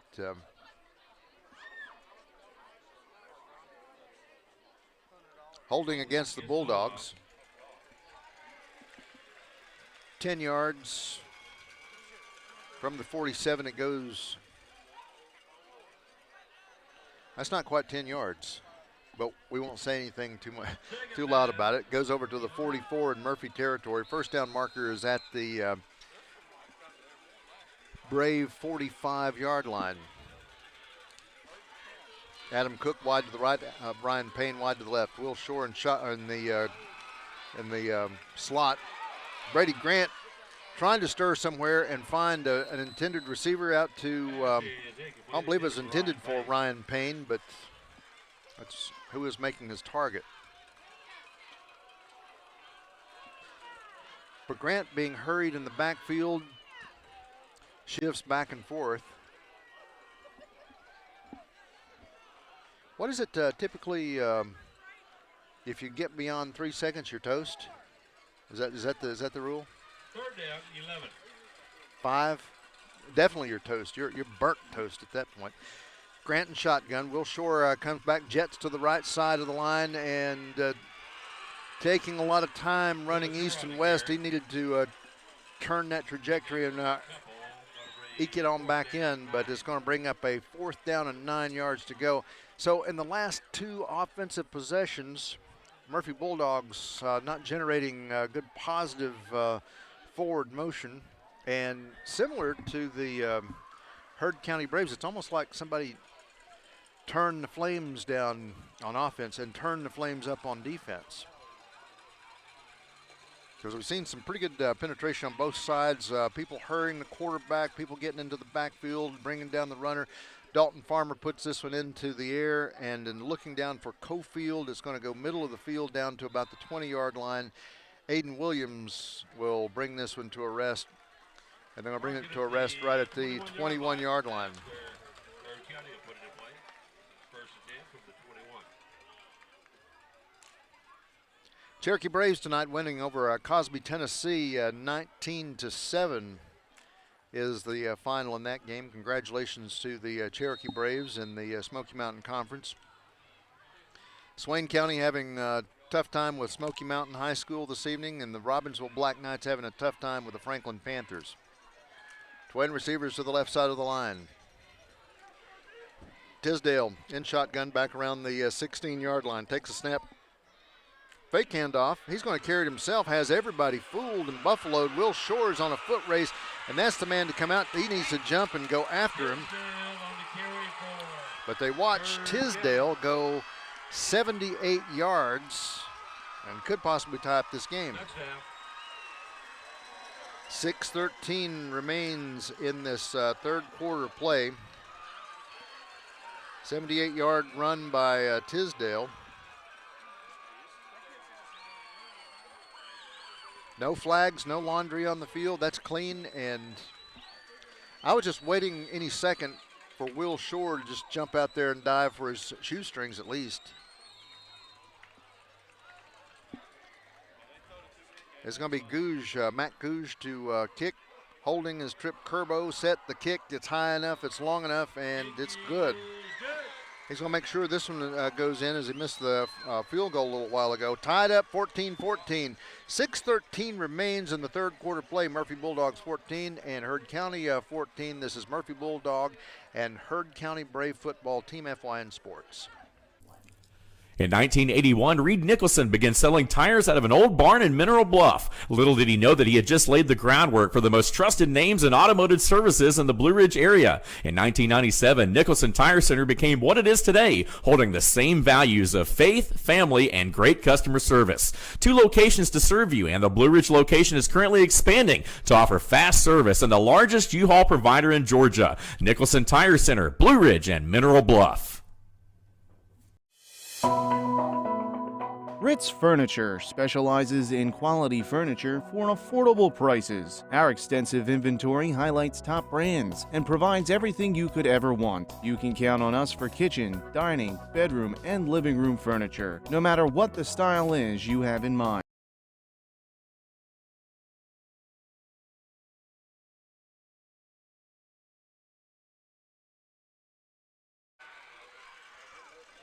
Now back here at Murphy High School, the Murphy Bulldogs 14, Heard County Braves tie this one up. They will set it off to the right hash mark of the 40-yard line, back deep to receive. Looks like Ryan Payne. Some up men. Adam Cook's going to get under this one at the 14, 15, 16-yard line. Touchback 20, get over to the 27-yard line, give or take. Aiden Williams on the return for the Dogs. Was that Aiden Williams or was that Adam Cook? Lost the ball at the 28-yard line. First attempt for the Dogs at 28. Both of them have a 4 on their chest, but regardless, at the 28-yard line, this is where the Murphy Bulldogs will start their drive. 6:06 left to go. Last time the Murphy Bulldogs have scored was almost an entire quarter ago at 5:55 left to go in the second quarter. Brady Grant is under center. Seeing this one, he'll carry it out, hurried a bit. Brady Grant finally launches this one out, almost to Ryan Payne. This was, I don't think this was a scripted necessary play, but this one getting out to Ryan Payne. He has to jump for it, almost gets it, but Brady Grant moving in the backfield, almost enough time to drink a pot of coffee back there, and shuffles out to the right side, trying to hit his man.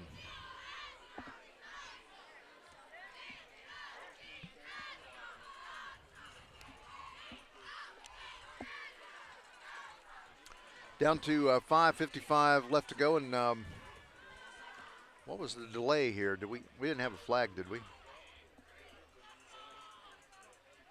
Yes, we did. Illegal man downfield against the Bulldogs. So we had an illegal man downfield, and that will rock the Murphy Bulldogs back just a step or two. 10 yards. Ball's going to be posted up at the 18-yard line. First down marker is at the 38, so call it 1st and 20 for the Bulldogs. Here in the second half, been a little tough for both sides to gain some offensive momentum. We haven't seen that much forward momentum, but moving. Will Shores on his horse, and is finally going to be wrapped up by Andrew Tinker as they get to mid-pitch. And I believe they're going to say he was down. Trying to see where they placed the ball at the Heard County 47-yard line. 47-yard line. 1st and 10 for the Murphy Bulldogs. First and 10.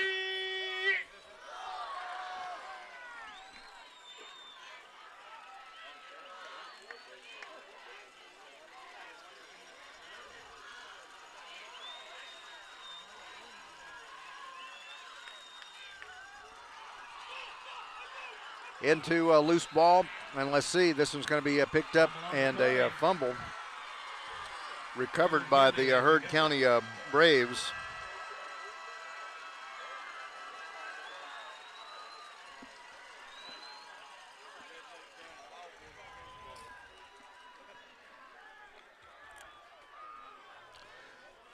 Good things happening. The spirit and the momentum with the Heard County Braves at this point. From the 42, that's going to be definite short field position of 58 yards in front of them. Tisdale and shotgun, twin receivers on each side. Murphy Bulldogs showing a 4-man front. Had pretty good penetration to get into the backfield. They will rush Tisdale into the back. There's going to be another penalty marker. Almost hits his man, number 14, Darius Coleman. Was that a holding? Did you see that one? Yeah, maybe, no. Yeah, holding. Holding. Heard County. For a moment there, I didn't know if the official was just trying to straighten his cufflinks or he was actually going to tell us it was a holding, but took his time for a second. Fans, again, want to mention that coming up next week for the Heard County Braves, be it Bowden County, Georgia, Bowden, Georgia, Bowden High School, not Bowden County. Been state champions and really good. Swing pass going out over the left side over to Darius Coleman. In and out of his hands. That was clean. That was good pass. Maybe a touch behind him, but still Second down, 20. catchable. Second and 20 from the 32 after the penalty marks things off. 5:11 left to go until the end of the third period. 14-14. Murphy and Heard County doing battle here in Murphy tonight.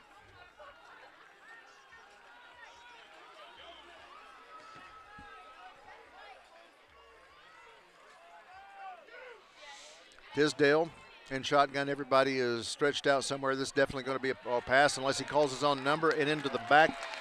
J'Anthony Gooden is the man who goes in and brings him down, and that's about the second sack. Maybe it's a hurried quarterback, or he's definitely been into the backfield. So that's now going to bring almost like a 3rd and 25.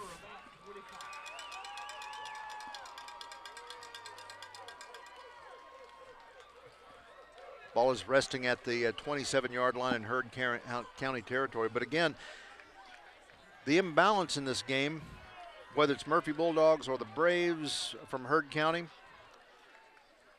offense gone to sleep. Defense woke up. Interception.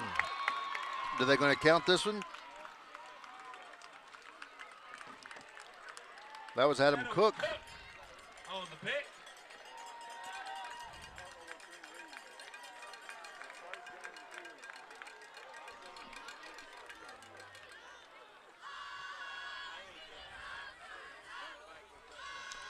So after Adam Cook's pick, and it was kind of uneventful. I didn't hear any like Murphy Bulldog fans jumping up, ringing the cowbells or anything like that. It's almost like, well, okay, there it is. Ryan Payne moves wide to the left side. Brady Grant's under center. Cameron Clem and Cadence Leatherwood. Clem gets the handoff and curls his way back into the left tackle position. Picks up about 4 yards. Ball is going to be resting at the 48-yard line. First down markers at the 42.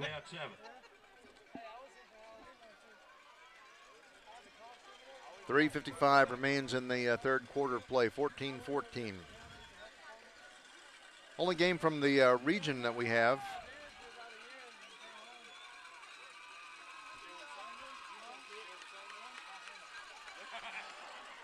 We'll update you on the score. Cadence Leatherwood will get in and will bring it across to the 45. Looks like we had over in Franklin. I don't know if this is Bryce or Cooper Adams on a 56, but it just says Adams 56-yard touchdown run. It's now 30-7. Franklin leading the Robbinsville Black Knights with 10 minutes left to go in the football game. Dropping back, Brady Grant hands this one off to Will Shore, and like a little rabbit through the left side of the line, he finds his way, and everybody's almost like a student body to the right of him as he comes through. He finds an open hole and could have almost had a first down, but just a touch short as he gets through. Down to 2:50 left to go in the third quarter. Murphy Bulldogs 4th and 1. They're going to go for it. Or at least I don't see Dalton Farmer coming out onto the grass.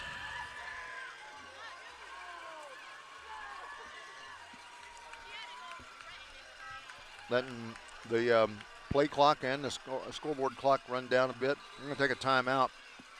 We'll take a break as well. Stay with us when we'll come back in a second. Tied up 14-14. Murphy Bulldogs have it 4th and 1.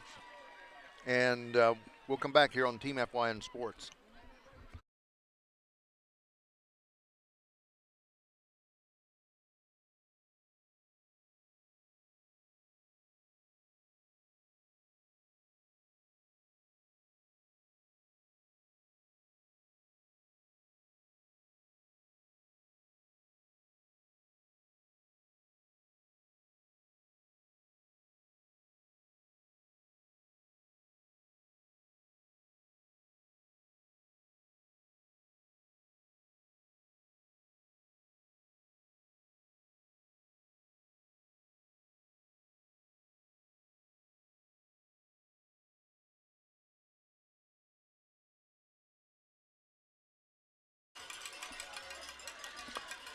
Let's see if if things change here with this play. 4th and 1 from the 42. Murphy Bulldogs have it. In the second half, it's almost like everybody just kind of shifted gears and went from offense to defense. And that's what's hot right now. Everybody crowding the box. There's maybe like 9 people close into the box watching to see what Murphy does. Cameron Clem and Cadence Leatherwood in the back. They'll hand this one off. No, it's going to be Brady Grant who runs it down to the 30, 20, 10, almost gets into touchdown town. He'll be pushed out roughly the 6 or the 7 yard line. No, they're going to give him the 5. I thought he stepped out at the 6, but no matter. The Bulldogs will take a yard. 1st and goal to go.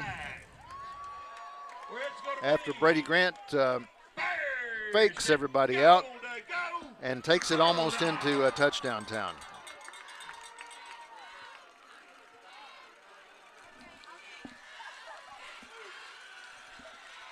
Cameron Clem gets to the door, and he's going to be stopped at the 1 yard line.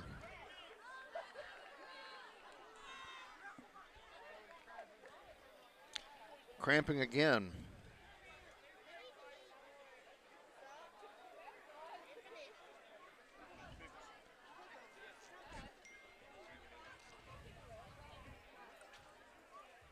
Two minutes, 10 seconds remain. Let's hold it right here because I have a feeling, it's Cadence Leatherwood who's cramping. He was having some trouble at midfield on the last possession.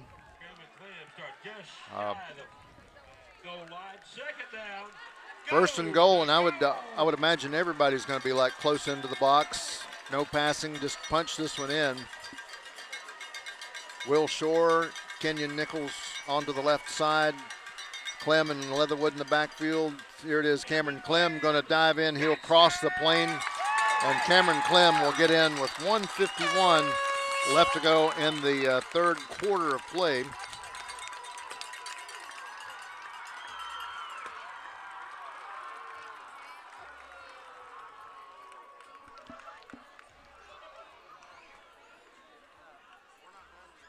Thought I heard fireworks for a second, but I believe that was the student section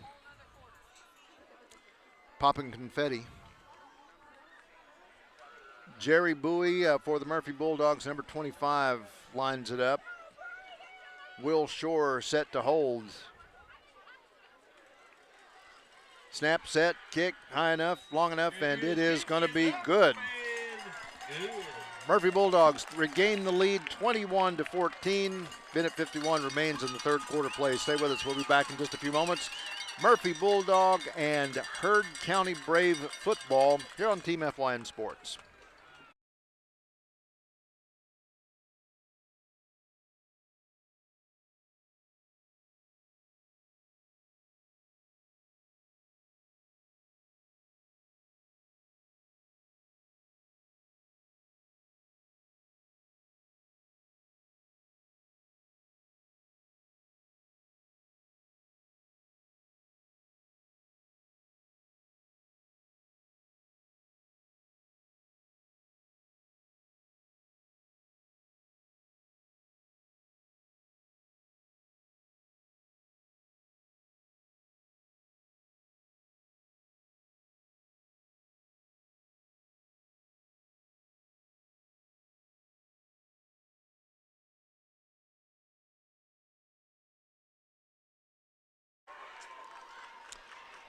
Couple of quick things to update you as we get a final. The numbers and the votes are in over in Swain County, and it's 21-0. Smoky Mountain shuts out Swain County's Maroon Devils. 30-7 with 10 minutes left to go in the fourth quarter as Franklin leads the Robbinsville Black Knights. One of the Adams boys got on the board high end over end. This one is going back from Jerry Bowie, going to be picked up at about the 11 or the 12-yard line. And coming up, A.J. Beatles, I believe is that a 6 or an 8? Dalton Farmer for the Murphy Bulldogs. Was it 6 or Ocho? 1:42 left to go in the third quarter play. Fans, glad to have you watching. Again, as we mentioned, next week, West Henderson Falcons is where the over in Mills River where the Murphy Bulldogs will be, and then Bowden, Georgia is where Heard County's Braves will be. 3 receivers to the right side, Tisdale in shotgun, 1 wide to the left side, 4-man front.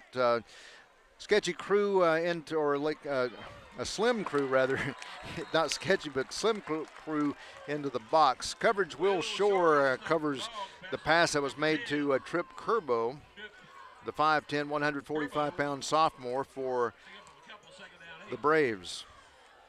Brings up 2nd and 8. Ball is at the 26. First down marker is roughly at the 34. 1:15 remains. Clock is in motion, and so is Tisdale. He'll roll out, play action pass. Connects up with his man who's wide open. No one there to cover him. And little shallow Kenyon Nichols can't get him. And last line of defense, it looks like Adam Cook, as he was trying to grab his arm and pull him down, pulled him not necessarily down to the ground on a tackle, but pulled him out of bounds. And we'll count that.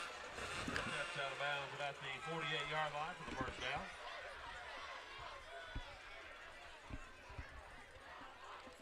Minute left to go until end of the third quarter, 21-14. Some big explosive plays coming from Heard County, but not necessarily in between the 20s. Either team is not necessarily just having good motion and picking up yardage like this. Tisdale carries it himself and almost gets the first down. Tisdale carrying the ball. No, tonight here in the second half, it's some penalties, turnovers, just miscues, or having to go 3 and out, 4 and out. Carry to the outside, number 14, Darius Coleman, 5'8", 160-pound sophomore. Heard County first down. Heard County will get over to the Murphy 34-yard line, 1st and 10 from that point. Clock back in motion, 22 seconds left to go, and Tisdale with the 1st and 10 drops back, rolls out over to the left side. Eventually going to be brought down. He almost had a first down. Tisdale on the carry. And is that Landon Lape or is that Brody Orton Picking up 7 that brought him down? 55, Brody Orton. That's the end of the third quarter play. Murphy Bulldogs have the lead. Heard County Braves have the ball, and they're threatening the Bulldogs, getting close to the red zone. We'll come back. Fourth and final quarter play is underway in just a few moments here on Team FYN Sports.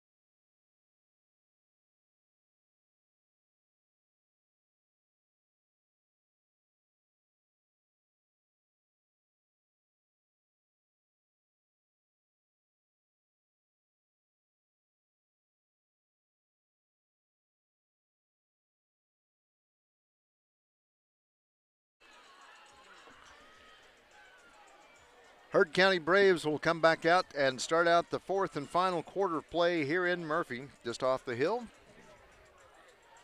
Murphy Bulldogs leading 21-14 over Heard County's Braves and threatening at the 27-yard line.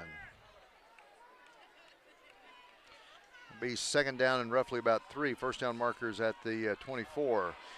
Pitch out over to Trip Kerbo, and he'll get out of bound. He'll get out of bound and get into the red zone as he's going to be at the 18-yard line. Good enough for a Brave first down.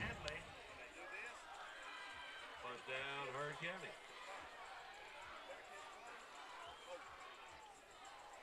So now as both teams, maybe the defense is cooling off just a bit. Heard County allowed a touchdown not too long ago. Pass launching in, almost going to get to the corner of the end zone to Zay Moreland, the 5'10", 145-pound sophomore from Heard County, Franklin, Georgia. There's going to be a flag in the middle of the line. I didn't see if there was a hold or a face mask or an ineligible man downfield against the Braves.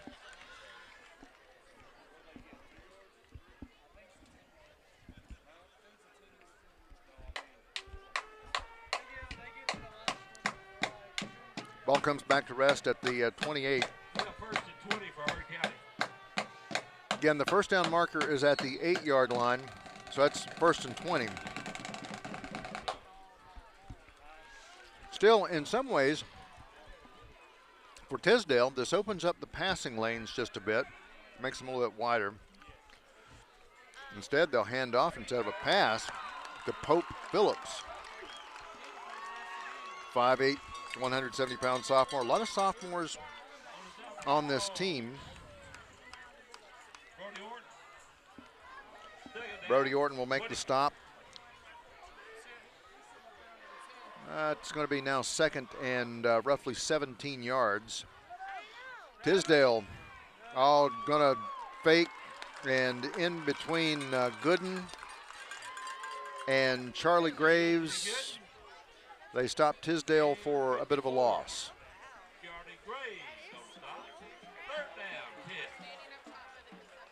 Old Chuck gets in and at least gets his name called this evening.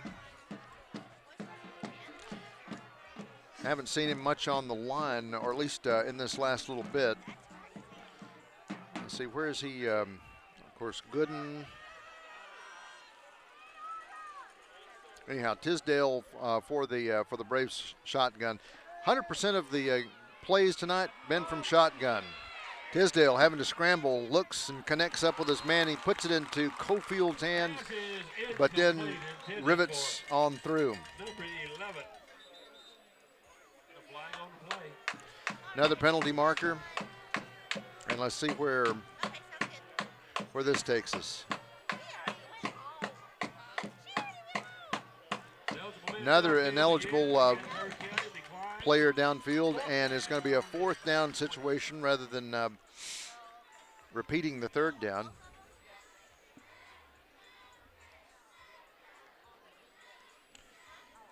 Ball remains at the 27-yard line. First down marker is at the 8-yard line. Would put the Braves into, if they can get to that point, put them into goal line situation. Wide to the right, Zay Moreland. Wide over to the left side is Hadley. A couple of receivers on the inside of Hadley, and Tisdale again in shotgun. He'll drop back. Has to pass. There's too much yardage. He will run it himself. He's going to get almost to a first down. He's going to get into the 5-yard line. Wow. You leave a few things left open, and it was tough to bring down that fast rabbit going through. Speed kills, and right there Tisdale turned it on, got to the 5-yard line, first and goal from the 5-yard line.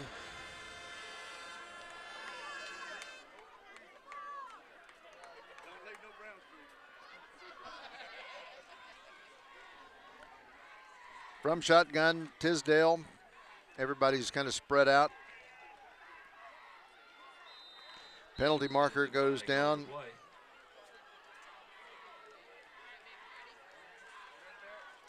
Stop the clock at 10:09 left to go in the football game. We're in the fourth and final quarter of play. There's going to be a procedure call against Heard County's Braves. Back them up to the 10-yard line. Be first and goal to go from the 10. See if we have any new score or score updates. But we told you, final, the Cherokee Braves winning over Cosby at Tennessee, 19-7. Smoky Mountain shuts out Swain County 21-0. And Franklin running over Robbinsville, but haven't received a final score yet from them. Tisdale trying to make his call his own number, and I believe Jude Pinkerton had a hold of him and brought him down at the 7-yard line. From the 7. Within field goal range, but I don't think they're interested in bringing Matt Gouge out at this point because if they don't score here, then either Murphy Bulldogs will try to score or run down the clock. That would be my scheme. And you need all the time you can. Clock is not in the favor of the Heard County Braves. Tisdale looks wide open and in. 6-yard pass play going into number 13, Zay Moreland.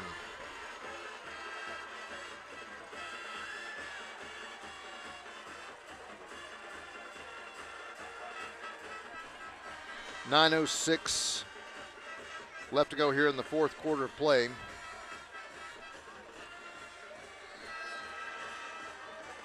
And Goose with the point after.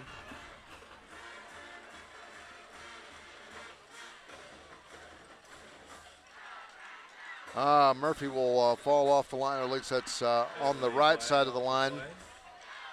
I don't know if they were drawing, but yeah, it's going to be 1.5 yards back up. So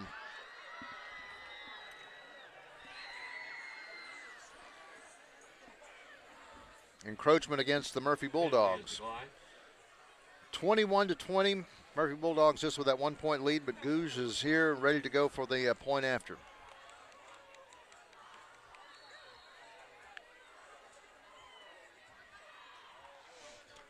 On to hold, Trip Kerbo for the Braves.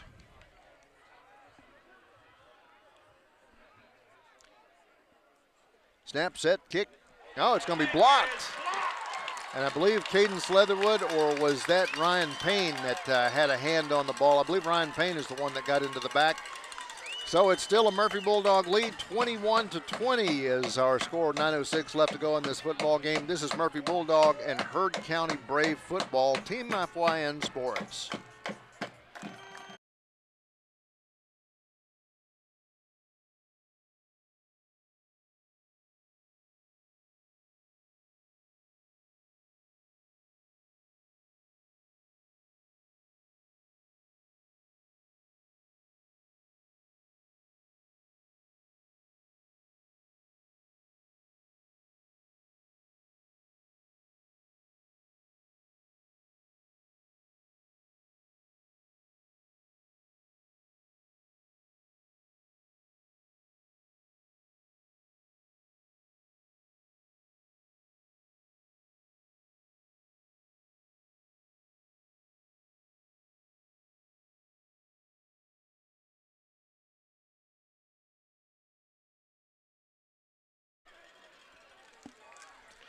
Huge play for the Murphy Bulldogs over the point after with Gouge, and that stop, or at least a hand to block the point after by Ryan Payne. Keeps the lead and the ball in Murphy's court, so to speak. Returning the ball, Aiden Williams brings ball up past touchback, gets it to the 26. 8:58 remains in this ball game. Great night for football. It's comfortable, not hot, not humid. I'll give it that Goldilocks seal of approval. It's just right. Cameron Clem bounced around like a pinball and will pick up not quite 2 or 3 yards. Pick up 3 on the play, second down 7. Ball started at the 26-yard line and will land at the 29. 8.5 minutes left to go in this football game. Murphy with a 1-point lead after blocking the point after from Heard County's Matt Gouge. Wide to the right is Adam Cook. Come back, trying to get Will Shore, and it wasn't quite set in his hands as I think it was a little loosey-goosey with getting a handoff, but popped up behind him, and for the luck of the Murphy Bulldogs, Cadence Leatherwood falls on the ball. drops it back over to the 26-yard line. Third down, 10. 3rd down, 10 yards to go.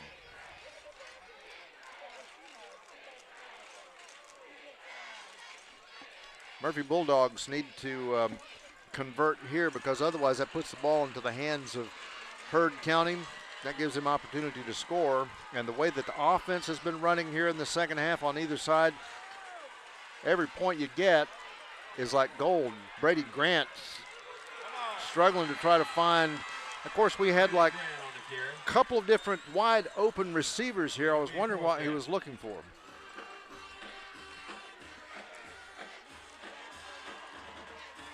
Brings the Bulldogs back to almost like a 4th down and 12 to go. Ball is going to be placed at the Murphy 24-yard line. Dalton Farmers back deep, or back to punt, back deep to receive. Receivers at the Heard County 44.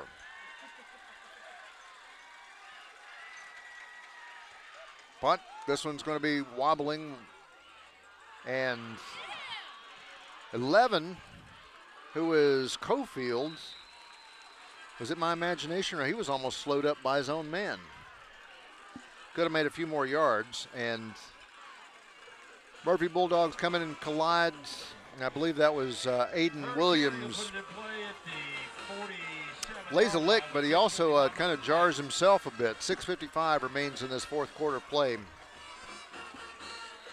If I had to give props to offense on one side here, one way or the other, with the second half offensive showing, Heard County's been the one that's been there. Tisdale's big pass play going to Moreland a few moments ago. Tisdale in shotgun. Heard County drops back. They send everybody. They flood the lanes, but Tisdale's not going to have anything to do with it. Instead, it's going to be Charlie Graves who comes in and brings him down. They slide about 3 yards and get over to the 44-yard line, 46-yard line, or 45-yard line, and they mark it at the 46. Hurrying up. They're not wasting any time in the huddle or anything like that. Tisdale is in shotgun. Get some signals from the sideline, and handoff going to Darius Coleman. Stop, denied, and it's Charlie Graves again with a bit of help from Cadence Leatherwood. On the carry, pick up of a yard. 3rd down, 2. Still, again, the momentum, I'd have to vote and say that at this point in the second half, a little bit more oomph coming from the Heard County Braves, and they've got to make tracks. They're getting to the line and getting things executed a little bit faster. Tisdale in shotgun again, almost trying to draw the Murphy Bulldogs off, that they don't quite get there. Almost worked for the 18th time tonight. Right. Tisdale dives and gets the first down. Stops the clock, or at least we think so. Gets it to the 40-yard line, 1st and 10 in Murphy territory. Jake, I was saying that the second half, this has been defense, not so much the offense. Really kind of cold on the offense on both sides, but if anybody's had a leg up on offense, it's been Heard County. It's been that guy right there, number 9. It's not been Tisdale. necessarily Heard County. It's been Tisdale. Tisdale on the carry. There he is, makes him pay again, moves the chains up to what, the 25. 20, looks like they mark him at the 27. 27-yard line. Heard County rushes to the line, 5:10 to go. But if you're saying it that way, like not necessarily Heard County, it's just been Tisdale running for county commissioner. Yeah. He's There he's he the goes guy. again. He almost threw that one past the line of scrimmage, but he hits his man, number 10, Trip Kerbo. And they look, now Heard County is threatening, and you can put, I'll just point this out, you can put Mac Gouge, and he can hit a point after, or he can hit a field goal from here. Yeah. It's not out of his range. That's what I was thinking when I was down on the sidelines, as this comes down under 5 minutes. Heard County's got the kicker weapon in the bag. I know he missed one earlier, but before the miss, he was bombing it through the uprights. So Tisdale in shotgun, 3 receivers to the left side. He will tuck it under and run, and will be knocked around at the 6-yard line, 5-yard line. Flag comes flying down in the Brave backfield. Let's see, holding. I would, when we go back and calculate the stats and the yards lost by penalties and yards gained by penalties, the guy in the white hat has got a lot of screen time tonight here on FYNTV.com. There's been penalties on both sides. Backed them up, moved them down, backed them up, moved them down.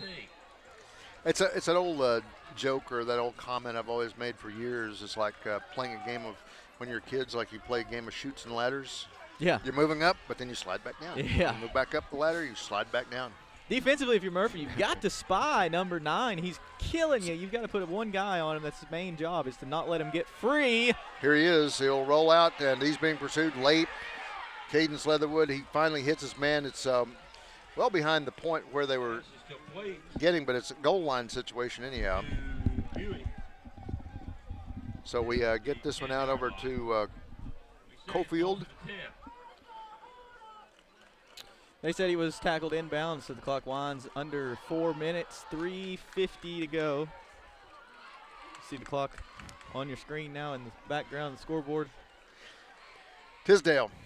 Hands off. Oh, ball's on the ground! Oh, it's going to be picked Scooped up! Oh, this one's going to go, and it's Charlie Graves. Could he possibly score? Nope, he's brought down at the 45. Charlie Graves picks this up, and, man, you could see like he was thinking like, I'm going to get a first touchdown as an offensive, defensive lineman, linebacker, that sort of thing. That brought some life into Bob Hendricks Memorial right there. Charlie Graves just runs, scoops it up, takes it all the way down across midfield. Ball's marked at the 45-yard line. So, momentum shift. It was really high and really going for Heard County. Now, pick me up. First and 10 for the Murphy Bulldogs at the, looks like the 44 is where they'll place it in Heard County territory. Charlie Graves holds up the turnover belt on the sidelines for the Dogs. Student section, it's not a huge crowd tonight as far as, parents and regular spectators are concerned, but the student section is very rowdy down there on the sidelines. I'm waiting for him to go crowd surfing in a second, but handoff, Cameron Clem busts through the line, and we'll get over to the 30 to the 29-yard line. But huge here, Charlie Graves. Guess what? Where it's going to be. Bears at Pick. Now if you're Murphy, clock's on your side, it's ticking. Under 3:15 to go. You've got to hold on to the football. We've seen it put on the ground already, twice? Well, right. One of two things. You either melt down the clock or you come in and just score. Yeah, right now they've got so much momentum. I would score. Yeah. Yeah, definitely. Handoff, and is this Clem? Yes. Clem getting bottled up. They've got his number. It's down to the 29 to the 28-yard line, maybe second and 9.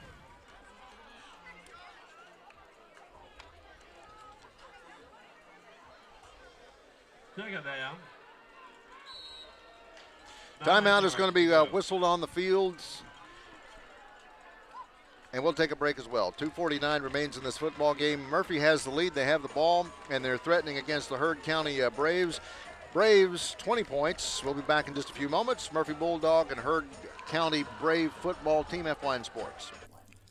In 1981, Reed Nicholson began selling tires out of an old barn in Mineral Bluff. Little did he know that he had just laid the groundwork for the most trusted names in automotive services in the Blue Ridge area. In 1997, Nicholson Tire Center became what it is today, holding the same values of faith, family, and great customer service. 2 locations to serve you, and the Blue Ridge location is currently expanding to offer fast service and the largest U-Haul provider in Georgia. Nicholson Tire Center, Blue Ridge, and Mineral Bluff. Ritz Furniture specializes in quality furniture for affordable prices. Our extensive inventory highlights top brands and provides everything you could ever want. You can count on us for kitchen, dining, bedroom, and living room furniture, no matter what the style is you have in mind. Stop in with your family and look at our amazing selection to find the perfect fit for you. Murphy Bulldogs threatening from the 29-yard line, 27-yard line. Cameron Clem comes through, gets to the line of scrimmage, and it'll bring up a 3rd and long still. I don't think we're in Jerry Bowie range here as far as the field goal is concerned. Well, I'll say it this way: we probably are, but it's a less of a probability because obviously you get closer in. But timeout's being whistled by the Heard County Braves. We'll take a break as well. Be back in just a few moments here on Team FYN Sports.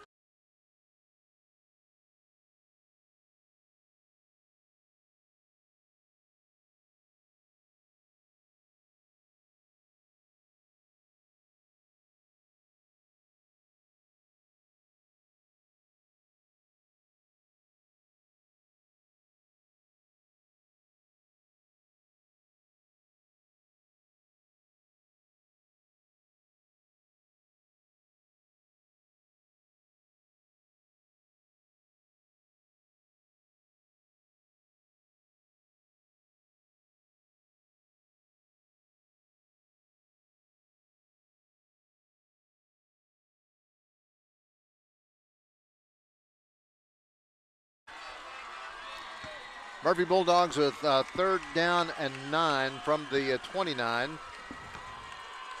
Brady Grant under center, and Will Shore gets a handoff. Good protection. Landon Lape and Brody Orton protect him on the left side of the line. He'll get to the 20-yard line, which give or take. He's going to be a football short, I believe. Yeah. Timeout taken by Hurd. Bring up 4th and fourth and a half a yard, let's call it that way. Take another break? Let's stay here. So okay. If you're Heard County, probably stack the box, sell all out to stop the run up the gut. 4th down and 1 on this left side of the field. Earlier, head coach Joseph Watson and the offensive coordinator pulling double duty called that bootleg quarterback keeper enough for a huge 1st down pickup around the outside. Heard County never was able to sniff that out. It'll be interesting to see what he dials up here on 4th and 1. I think he's too creative to go up the gut, but also you said feed the pig. Maybe you go Cadence Leatherwood and say fall forward for a half a yard, and let's put this ball game away because Heard County is out of timeouts here at the 2:37 mark. So the men making marks on offense for the Murphy Bulldogs, obviously Cadence Leatherwood. I'd like to see his numbers as far as what he's got, has picked up. Will Shore, on the other hand, is a man that's moving the ball as well. So, but again, like I say, you don't want to risk too much time and effort to put Will Shore onto the outside. So is it Cadence Leatherwood up the middle? Or do we see another Brady Grant keeper? It worked so well last time on 4th and 1. Had everybody fooled, clowned everybody, and did really well. What was that? Brady had about a 40-yard run. Yeah, 38, something like that. Going under center. Under center here is Brady Grant. Oh, got him. Man, that's going to be a man offside, and they didn't call it. But so apparently he just got right to the neutral zone. Time is out, and there's going to be another timeout. Yeah, Murphy takes the timeouts. We'll take a break as well. Stay with us. 2:37 left to go in this football game. Back in a moment on Team FYN Sports.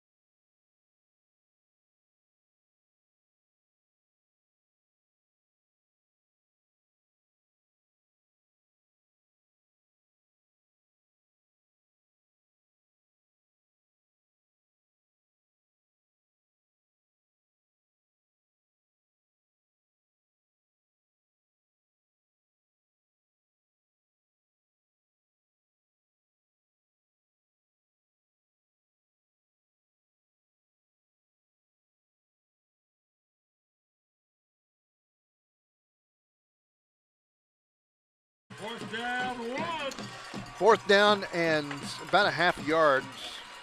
A couple football links away for the Murphy Bulldogs to get the 1st down. But I think, Jake, one of their intentions is, get that 1st down, but get into touchdown town as well. Handoff, Cameron Clem, he gets it. He'll get over to the 15. He'll get inside the 15. but they're going to place the ball at the 15-yard line. Gets inside the 15. Clock will stop to reset the chains. 2:33 on the clock. Heard County, no timeouts.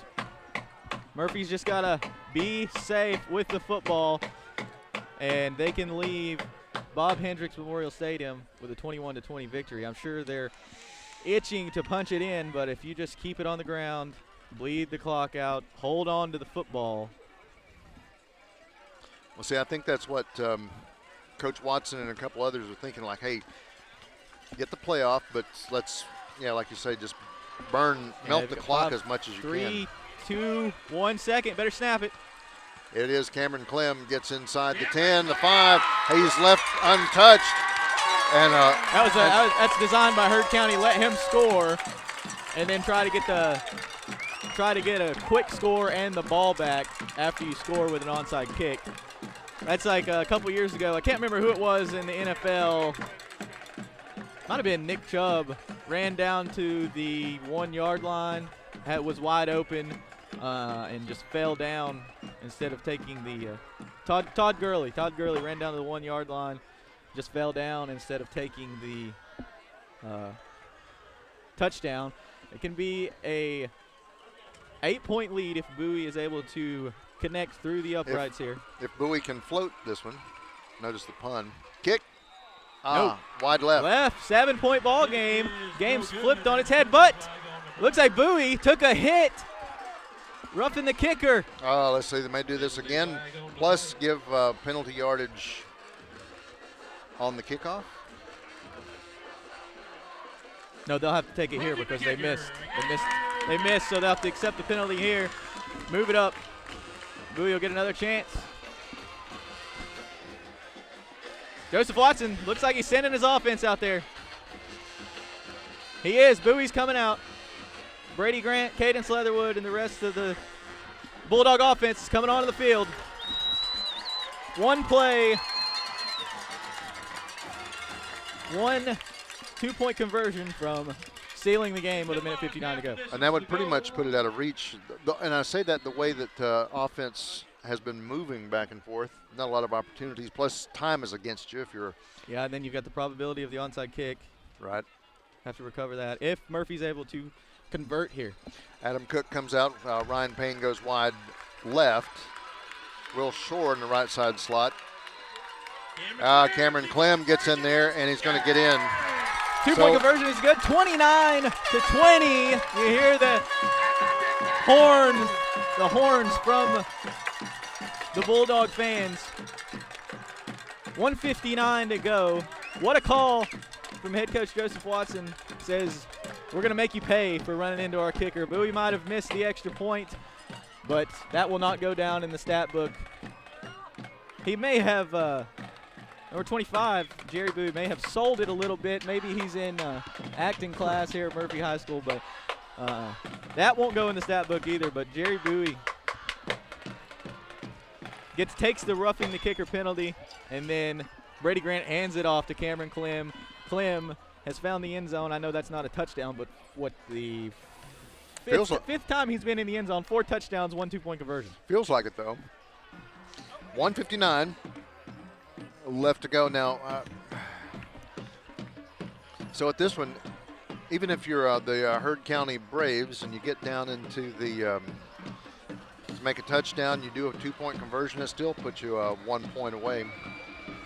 So it's going to be an uphill battle, but like you say, onside kick, and I don't know if Jerry Bowie has practiced that as much. No, they're going to probably squib kick this one or sky kick this one down to limit the possibility of a big return. They squib it straight up the middle. 14 mishandles it. Oh, goodness, almost had a seam up the sideline.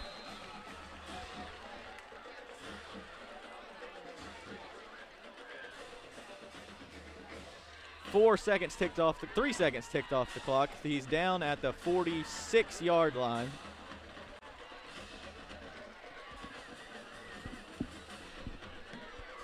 He was a hair away from dancing in the left end zone, shrieking up the sidelines. Do we have Dalton Farmer with a cramp or something? That's So- Aiden Williams. I'm sorry, yeah, Aiden Williams. Yeah, so a timeout just for taking care of one of the players. We'll take a break as well. 29 Murphy Bulldogs, 20 Heard County Braves on Team FYN Sports.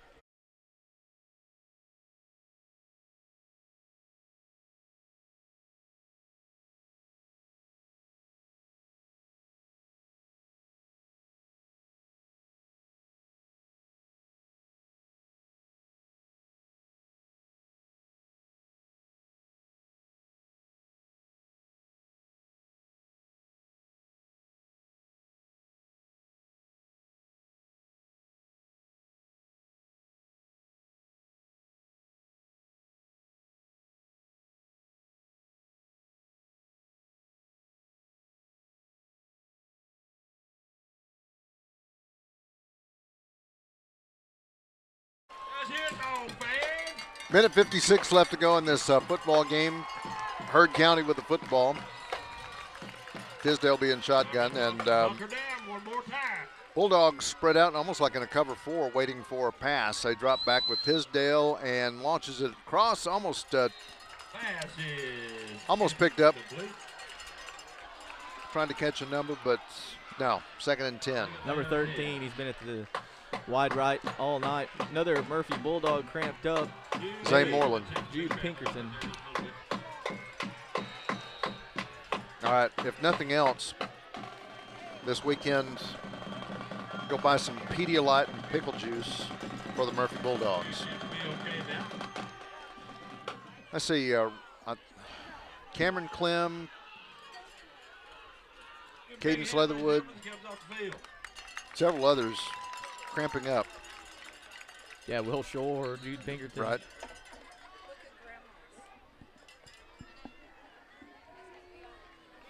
Heard County's going to have to stretch the field here and throw it up. Go back me. to those athletic wide receivers. Tisdale back around the 40, first down, or actually the line of scrimmage at the 46. He'll roll out, finally being pursued, and Got to be no, there was holding, going to be yeah. a holding over there as they were pushing off Gooden. Finally, I think he makes the pass. It's going to be good, but it's going to come back. I think there's no way you dance around for that long in the backfield without either a holding, block in the back, blindside block, something happening at the line of scrimmage. They're going to go prevent 4-man deep defense for the Dogs, make sure they don't get burnt. Heard County not making it any easier on themselves backing up. That's the double-edged sword. The catch-22 is like over pursue Tisdale and he'll burn you. Yeah. You don't, and he does, and you see what you saw a moment ago. It just moving around and took a lot of time. Yeah, which Our technical man here, Cole Laney, I was talking to him. How many seconds does it take in the backfield? Typically 5 seconds, and you're burnt toast. there they go, a little Wow. toss to the Oh, running wow. back. That's probably horse collar. And Yeah, the flag does goes come down. out, yeah. And Pass is complete. That's another some more penalty yards that y'all have to add up later on Adam Set- Cook on tonight. Seth Douglas, I believe that's, no, number 7, Pope Phillips. face mask against the Bulldogs in this other game.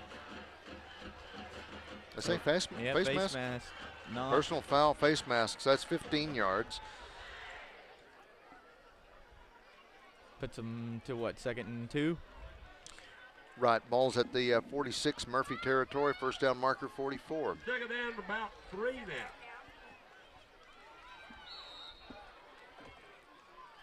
Defense has got to play on their heels, not get anything over their head. Tisdale going to run it himself. He'll get the first down yardage. He'll get out of bound to stop the clock, but also get the first down. He'll cross over about the 38, 39-yard line.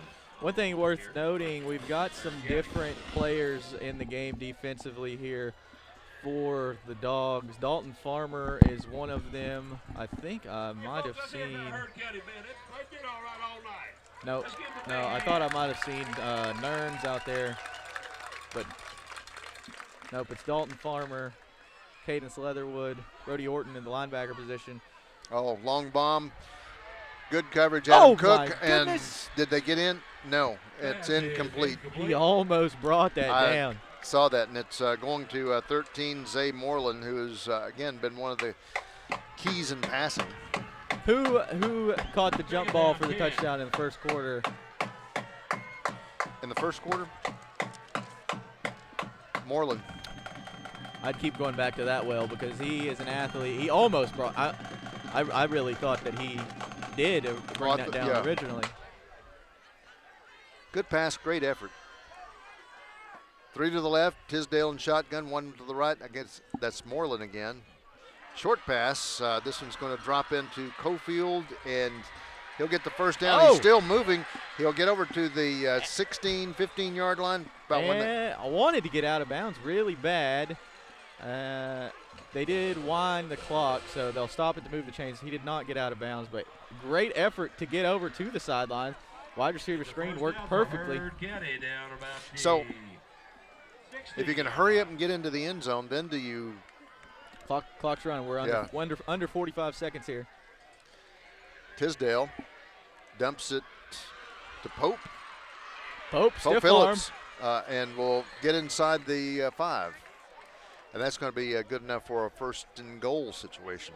35.4 seconds, and they're going to be on the 5-yard line. I guess it's possible. You could score here. Onside kick.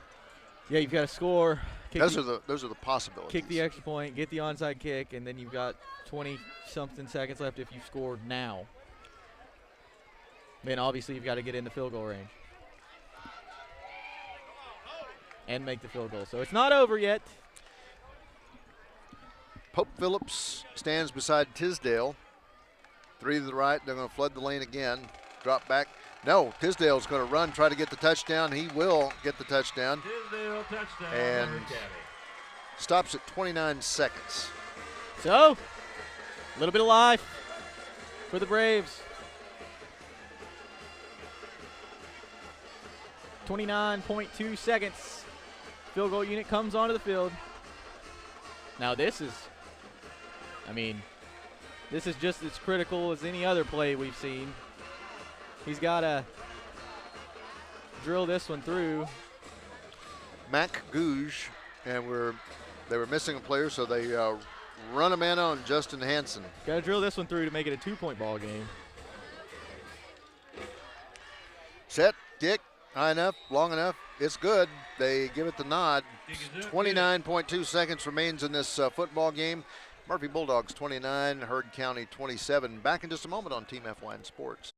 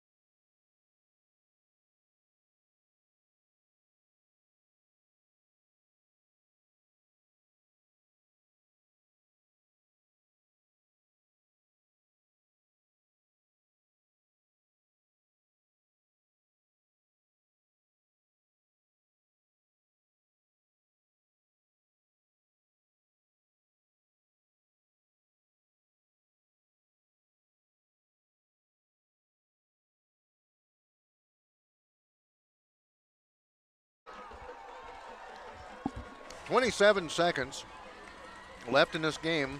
2-point lead, Murphy Bulldogs 29. And Hurd County, you know they're going to try an onside kick. It'd be a fool not to. Ball's out. Oh, wait. Now I think they curled up on it on the last second. Yeah, ball was moving around. But up comes, I believe that's Brody Orton. Seals the deal for the Dogs.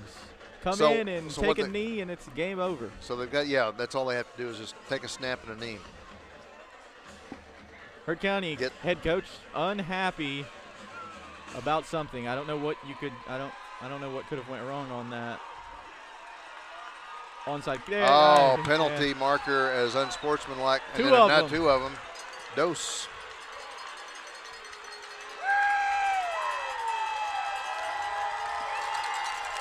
I'm really unsure as to what the Heard County coaching staff's upset about on the onside kick. Ball bobbled around, but I'm pretty sure Orton made a clear recovery. Final 30-7 finally comes in. Robbinsville loses to the Franklin Panthers 30-7.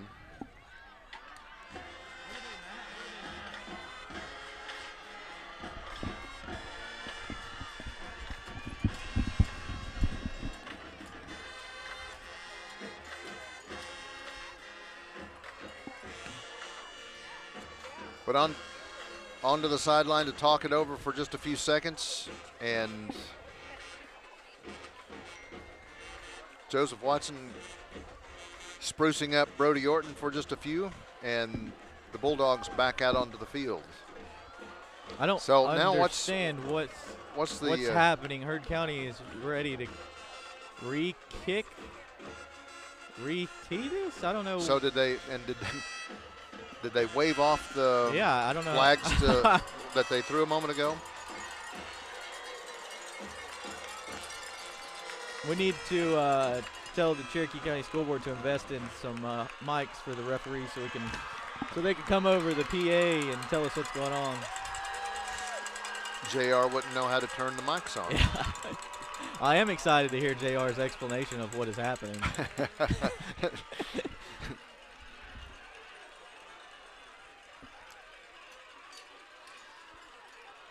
So is everybody huddling again? Should we take a little break here for a second? No, I'm afraid we might miss something. All right. Well, as we mentioned, let me just roll over a few things, some housekeeping things. The Heard County Braves, regardless, will be in Bowden County or Bowden, Georgia, coming up 1 week from tonight.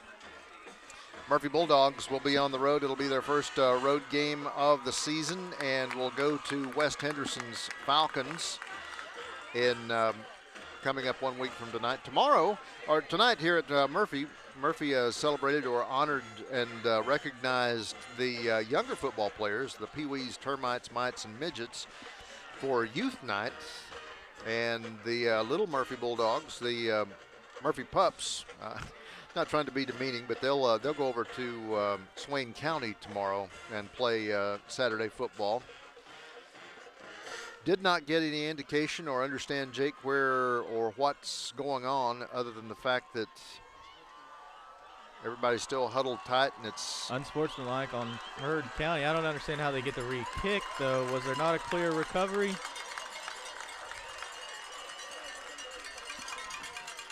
I thought that was landed, again, like you say, landed on by Brody Orton.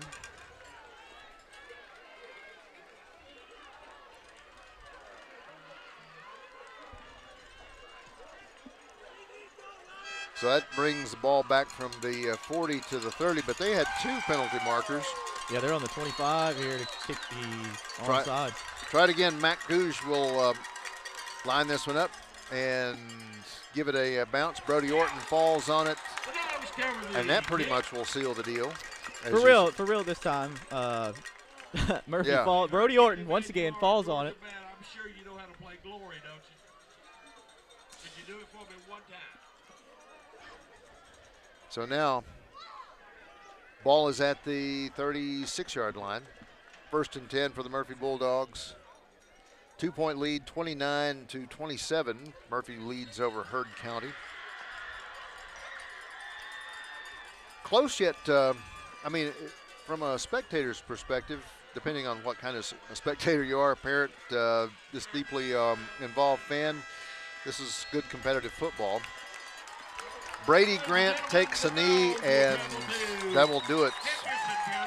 Ball game is in the books pretty much in the next 17 seconds, but the final tonight, Murphy Bulldogs 29, Heard County Braves 27, and all throughout this, it was pretty much first half, all offense, less defense. Second half, all defense, less offense. But still coming to park this thing. Murphy Bulldogs get its first win of the season. 1-1, and we'll go to West Henderson's Falcons coming up next week. Dogs protect home turf, hand Heard County their first loss of the year, 2-1 heading back to Georgia. Hard-fought football game. Heard County came in, played some really, really good football. Defensively, very hard-hitting. Offensively, high-powered. They were able to move the ball through the air very well. Both teams shake hands here. You said Henderson County next week for the Dogs. West Henderson? Well, yeah, West Henderson. And Bowden for Heard County. Thanks, everybody, for listening. For Brandon Stevens, Cole Laney, this has been a Team FYN Sports production live on FYNTV.com.